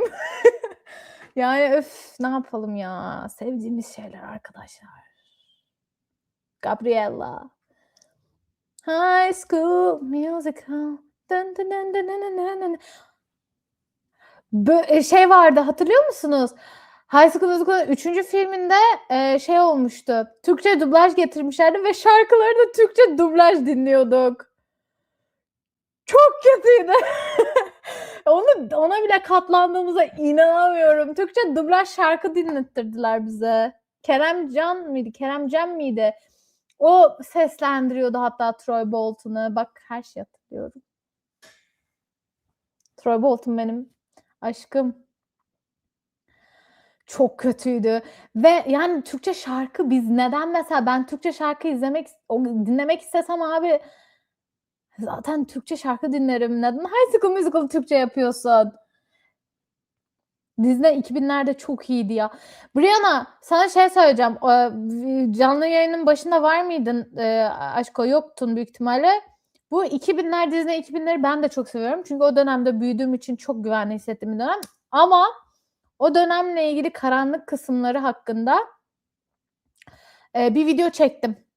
Dilara Tunes'le tekrar söylüyorum Lilo TV ile biliyorsunuzdur diye düşünüyorum. Bilmiyorsanız hemen açın izleyin. Bu 2000'ler dönemlerindeki çocuk starların şu anda geldiği nokta ne izlettirildi bize falan. Talk modu videosu çektim. Tekrardan Dilara'yla o haftaya pazar yayınlanacak. 2000'leri seviyorsan, bu konuları seviyorsan o videoyu da çok seversin. Haftaya pazar gelecek o. Hatırlatayım. Starstruck. Starstruck bak ben de çok severdim. Şey vardı. Sonny with a Chance'deki sarışın çocuk vardı. Değil mi? O yok oldu gitti ya. Brianna'cığım evet haftaya gelecek aşko. Haftaya gelecek. Şeyleri bildirimleri açarsan Haftaya geldiğinde şey gelir. 2000'ler demişken size peki bir şey daha göstereyim mi?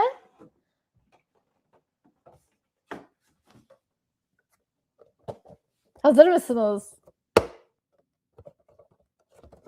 Bir dakika. Bir dakika. Bilin. Bilin. Kim olduğunu bilin. Hemen. Hadi.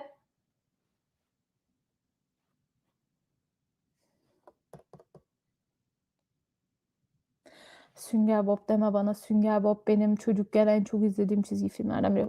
Bunu bilin. Şu anda bunu soruyorum. Friends mi ve bir dakika ne? Burada bir cehalet kokusu aldım. Aşkı Camp Rock. Tabii ki. This is real. This is me. Çok güzel ya bir Funko Pop. Bayılıyorum bu şeylerine.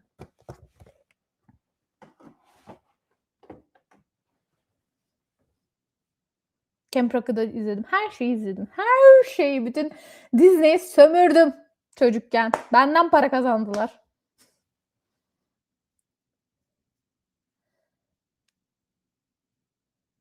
Feyyaz sen benden küçüksün değil mi ondan? Sizin döneminizde yoktu. Fangirl duygularım kabardı. Aşko ben fangirl denince sence ha? Hı? Bir tık sanki belli ediyorum gibi. Feyyaz sen benden büyük müsün? Senin döneminde nasıl yoktu 95'li olarak? Şok oldum. Ben seni genç benden daha genç düşündüm. Sorry.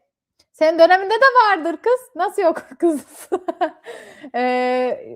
Yoktu büyük ihtimalle senin döneminde. Doğru söylüyorsun. Daha 2000'ler bunlar. Hikiki Moriç'cim. Sizin de forum siteleriniz var. Evet o dönemlere ben çok yaklaşamadım biliyor musun? O zamanlar ben çok küçüktüm. Kendimi övmem. Benim ya arkadaşlar. Yok ama o zamanlar bu kadar imkan yoktu. Doğru söylüyorsun yoktur. Benim de mesela benim mesela 2000 ben 8-9 yaşındayken falan geldi mesela bunlar. Normalde ben 5 yaşındayken falan Hannah Montana çıkmıştı. Ama Türkiye'ye Disney Channel geç gelmişti. 2008-2009 gibi ben de izlemeye başlamıştım. Bizim nesil yani 2000'de doğanların aslında bunlar hep şeyleri. Sevdikleri şeyler daha throwback. O zaman dur. Yeni nesil bir şey. Hepimizi alacak. İzlediniz mi bilmiyorum. Romance arkadaşlar. Videolarımı benim kanalımda en fazla olan şey geliyor. Bilin. Bilin.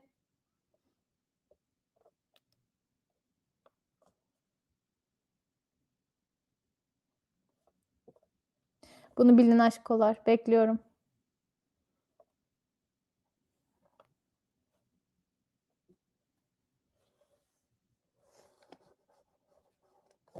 Bunu bilen kimse çıkmadı mı şu an?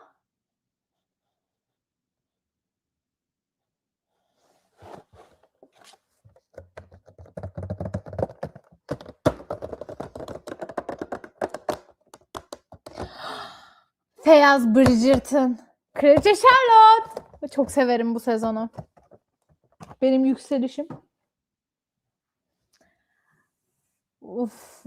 Feyyaz sen sormuştun The Crown'u falan ya. Bridgerton The Crown'dan çok farklı ama The Crown gibi böyle tarihi ama fantazi yani olmayan bir tarihi anlatan daha epik bir farklı bir hikaye. İzlemeni öneririm. Ben Bridgerton'ı çok seviyorum. Videoları var kanalda. Eğer izlemek istersen diziyi benim videoları izleyip öyle dizi izleyebilirsin. Spoilerlı hepsi. Ama spoiler bir şey geçti sandım. Spoiler seviyorsan yani sorun etmiyorsan izleyebilirsin. En iyi Bridgerton sezonu net Charlotte biliyor musun Brianna? The Crown bambaşka tabii ki canım. The Crown yani kült bir iş. Bridgerton daha guilty pleasure gibi gösteriliyor ama bence gene daha fantastik bir evren ve benim sevdiğim bir evren ya. Bridgerton'ın dünyasına girebilmek için bence ilk sezonun tamamını izleyip 2. sezonu da izlemen lazım. Bayağı bir zaman ayırman lazım. Ben kitaplarını çok sevdiğim için Bridgerton'ı da çok seviyorum. Ayaklarım artık uyuştu. Yavaş yavaş kapatayım. 2,5 saat oldu da. Kraliçeyi oynayan oyuncular muhteşemdi. Evet, kesinlikle öyle. Benim Bridgerton, eğer sevmediyseniz Bridgerton'ı, bir de benim gözümle izlemenizi isterim. O yüzden kanaldaki videoya gidip videoları izleyip öyle bir Bridgerton'a tekrar şans verirseniz sevinirim. Çünkü bir de bakalım benim bir bakış açımdan bakıp belki daha farklı belki bir katkı sağlar, bir şey olur, daha farklı bir bakış açısı. O yüzden. Hikikicim, evet, ama bir şey söyleyeyim mi sana? Aslında dizinin eleştirdiği şey o bir noktada bence. Yani şöyle, ilk sezonda o kızın hiçbir şey bilmiyor ya ve dizi de bunu eleştiriyor bir noktada. Yani o bir genç kadın evleniyor ama halen daha bir şeyler bilmiyor. Nasıl birlikte olunacağını bilmiyor, rıza kavramını öğrenmesi gerekiyor vesaire. Aslında çok derinlikli bir altyapısı da var bence.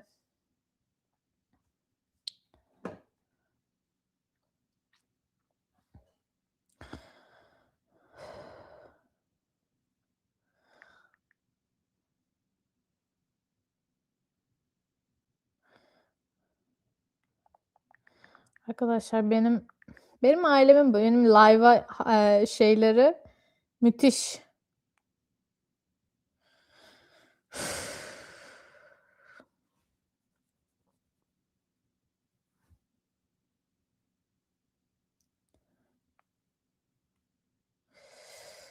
Ee,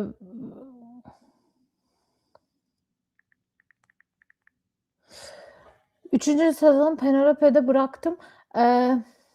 Ben 4. sezonu beğendim bu arada. 4. sezonu izleyebilirsiniz ya. Ben her sezonu seviyorum Bridgerton'ın. Bridgerton showrunner'ın adı Shonda Rhimes. Bunu biliyor musunuz? Shonda Rhimes'ı ben çok severim. Bu Grey's Anatomy'yi de ben çok severdim. Her sezon 11 sezon izledim. Ya işte işsiz güçsüzüm ya. Brianna, aynen, ben de bir 4. sezon 3. sezondan daha çok beğendim. Çünkü 3. sezonda Penelope ve Colin'in normalde 3. sezon Penelope ve Colin'in sezonu değil. Kitap sıralamasında Penelope ve Colin Benedict'ten sonra geliyor. Kitap sıralamasına göre ilerleselerdi Penelope ve Colin'i daha güzel işlemiş olurlardı. Problem orada zaten bence ya.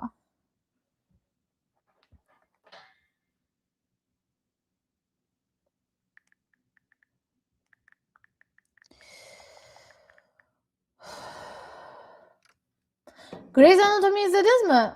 20 sezon, 25 sezon falan devam ediyor ama ben 11. sezonda bıraktım Derek ölünce. Onun da showrunner'ı Shonda Rhimes. Shonda Rhimes'a ya idolüm kadın. Kadınlara bakış açısını falan çok seviyorum.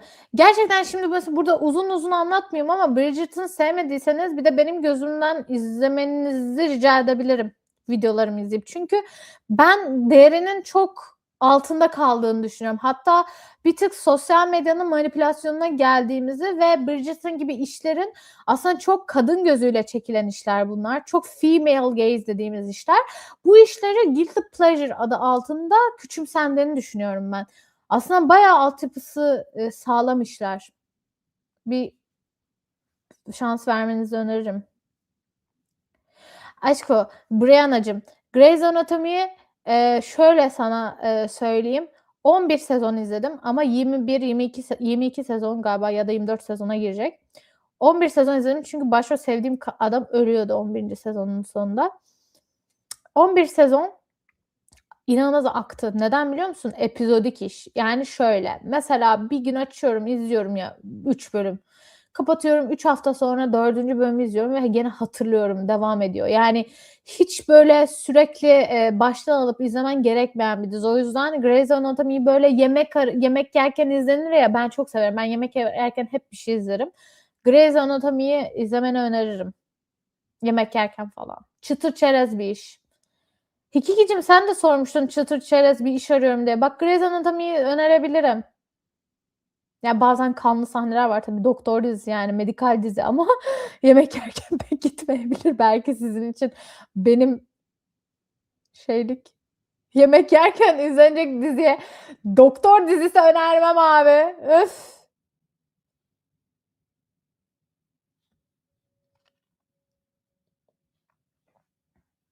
Grey's Anatomy'de başroldeki çift de şöyle bir çift. Annesi Alzheimer olan intern, stajyer bir kızla onun patronu one night stand, bir gecelik bir ilişki yaşıyorlar ve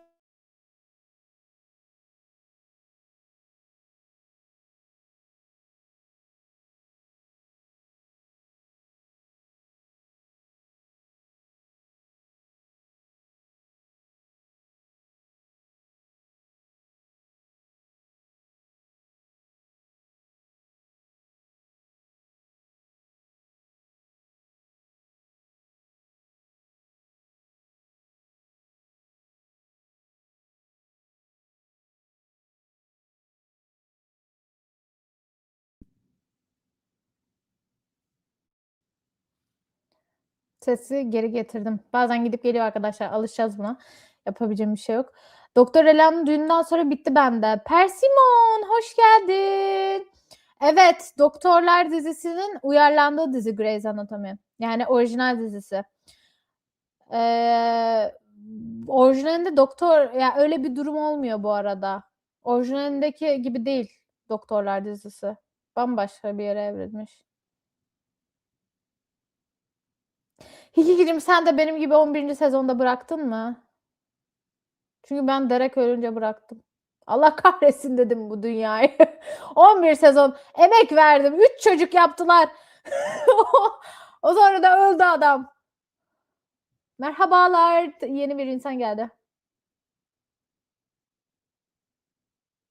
Asfaltta böbrek nakli yapıyorlardı. Şu bir tane ne? Mucize Doktor mu? Kalp atışı Mucize Doktor ya da Mucize Doktor galiba dediğin. The Good Doctor'ın uyarlamasıydı o da. Hı.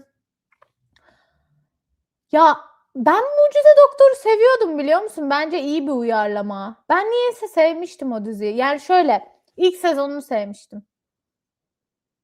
Bence ilk sezonu güzel. Sonradan bir tık batırıyor ama ilk sezonu hoş bir dizi. Yani farklı en azından. Yani şu an her yerde töre var ya. Her yerde silahlı adam var ya. En azından Mucize Doktor farklı bir işte. En azından yani. Ben sevmiştim. İkinci sezon saçmaydı işte dediğim gibi.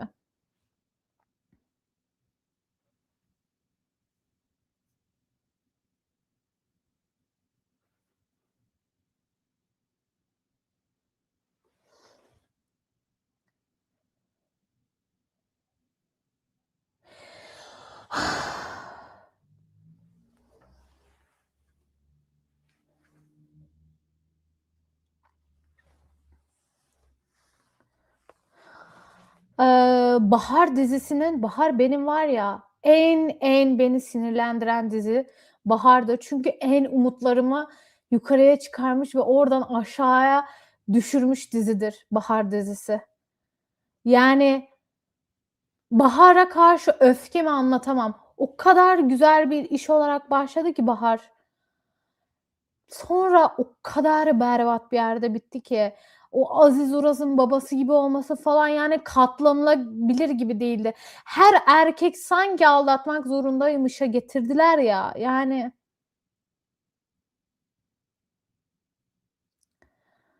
ya uyarlama olmasa bizim diziler ne yapacak? Maalesef öyle ama bir şey söyleyeceğim, uyarlama olmayınca da hep töre dizisi yapılıyor. O yüzden de yani ben uyarlamaları o zaman daha tercih eder oluyorum. Yani kötünün içerisinde iyisi anlatabiliyor muyum? Yoksa sadece töre izliyoruz. Sadece mafya izliyoruz. Ben de ondan sıkıldım. Adaptasyon en azından farklı bir şey izliyorum. Yani farklı dediğim töre izlemiyorum. Bence çok fazla uzamaması gerekiyor. Bir tane şimdi şey bitmiş. Duydunuz mu? Bir anda bitiriyorlarmış. Şimdi sosyal medya full onu konuşuyor. Eşref Rüya. Hiç izlediniz mi Eşref Rüya'yı?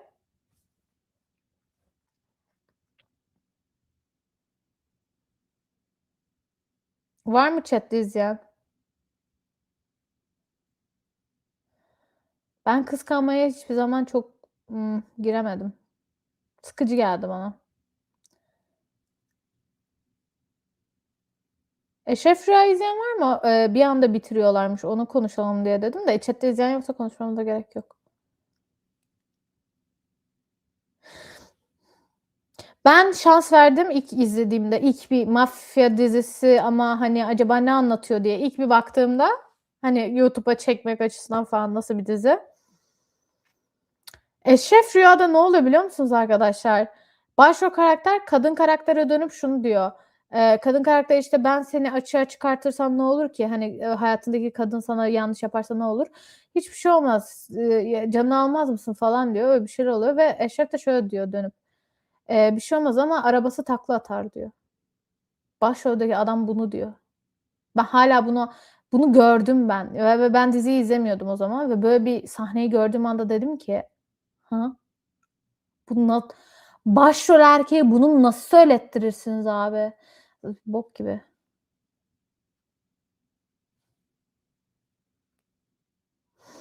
TV sektörü ne demişsin bakalım? Permisyon TV sektör yüzyılda var ve tüm berbat diziler yaptılar. Sonra gelişip kendileri üretmeye başladılar. Biz hâlâ al paketle yapıştır töre üretebilen tek tür o da artık baydı ama aslında konusunda bitmesi lazımdı. Çok doğru. Nokta. Yani ekleyebileceğim hiçbir şey yok. Bizim yaptıklarımız platformlarda yapılanlar, güzel olanlar var işte gibi. Prens bence son sezonu bir tık sıksa da, gene farklı bir işti mesela. Gene farklı bir işti. Ben artık iyiliğinden, kötülüğünden geçtim, farklı bir iş izlemek istiyorum. Ben Feyyaz, Prens'i izledin mi? Prens'i izle.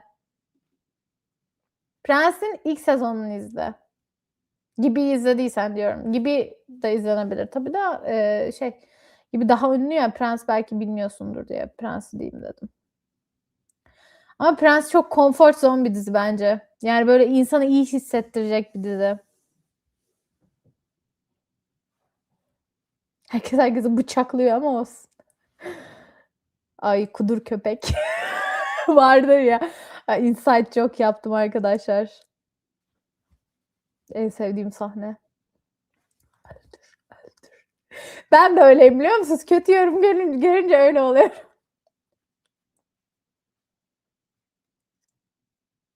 Eskiden Canım Ailem falan vardı, hatırlıyor musunuz? Ben çok severdim. Böyle aile dizisi. Hem komik hem böyle aile sıcaklığı falan. Sadece gerçek hayattaki, zorlukları gördük. Canım Ailem. Bayılırdım diziye. Bayılırdım.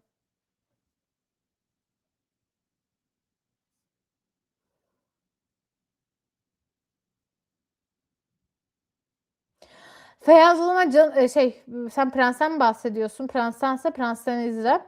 Canım Ailem YouTube'da var bütün bölümler. Canım Ailem'i de izlemenizi çok öneririm izlemediyseniz.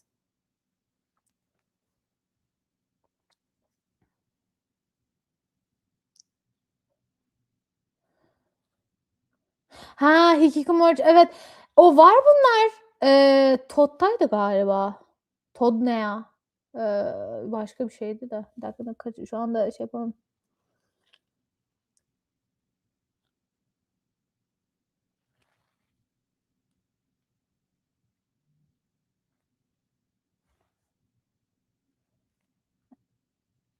Canım Ailem'in 2'nciye mi döndüm? Ben de dönsem mi acaba diye çok düşünüyorum.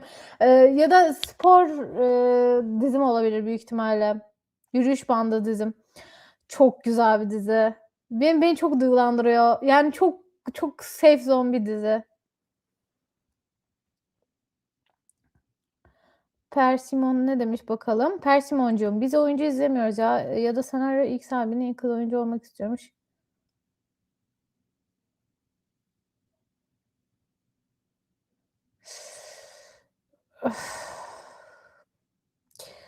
Yani, sektörel anlamda, zaten hiç kimse audition vermiyor doğru düzgün ünlülerin.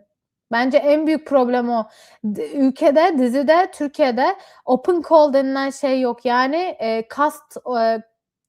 Cast için açık audition açık cast yapmıyorlar. Hani gelip duyurup cast'ı o şekilde seçmiyorlar. Hani gelin audition yapalım, open cast denilen şey. Bunu yapmıyorlar. En büyük problem de burada zaten. Bir rol için no name isimlerin ona başvurmasını baştan engelliyorlar. Direkt o rolü alıp ünlü bir celebrity'ye götürüyorlar zaten. Audition denilen şey yok yani. Keşke olsa. Canım alemde pambik bir çocuk vardı. Kıvırcık değil mi? Ondan bahsediyorsun çocuk. Minnoş. Ben o çocuğun yaşındaydım galiba. Hatırlamıyorum o yaşımı. Ama çok sevdiğim diziydi. Sitcomlar halen daha ben mesela dönüp dönüp şeyi çok izlerim. Bir Kadın Bir Erkek. Çok izlerim. Çok severim. Halen daha dönüp dönüp izlediğim sitcom değil de ya sitcom gibi.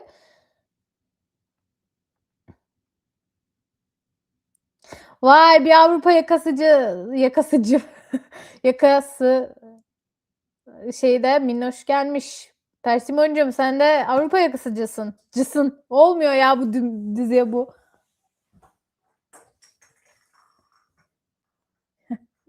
Benim konuşamamam ve beni senin düzeltmen hiç canımı acıtmadı. 3 saate yaklaşıyorum ben. Bir noktada bunu kapatmam lazım arkadaşlar. Saat 10'a geldi ve hiçbir şey yemedim biliyor musunuz? Orada saat 12 Türkiye'de. Burada 10. Siz Türkiye'de olmayanlar var. Feyyaz Azerbaycan'da. Orada saat kaç bilmiyorum. Beni bu kadar iyi bilmem. Peki ya işte arkadaşlar pazar günleri bekliyorum o zaman ha. Bana pazar günleri hepinizin sözü olarak kabul ediyorum. Her pazar, haftaya pazar da buradayız. Hangi dizi filmleri izleyin gelin, hangi kitapları okuduğunuz gelin. Birlikte gene konuşalım.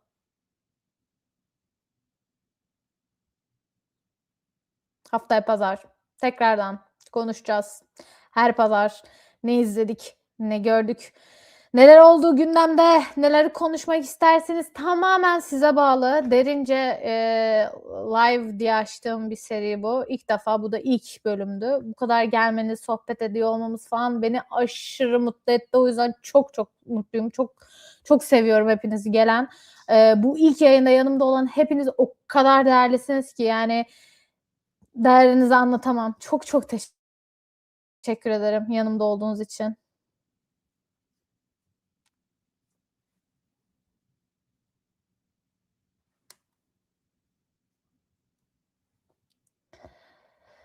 Teşekkür ederim Rihanacığım. Feyyaz'cığım sana da iyi geceler. Hepinizi çok öpüyorum. Gerçekten haftaya pazar tekrardan görüşeceğiz. Hepinizi çok öpüyorum. Kapatıyorum. Bay bay.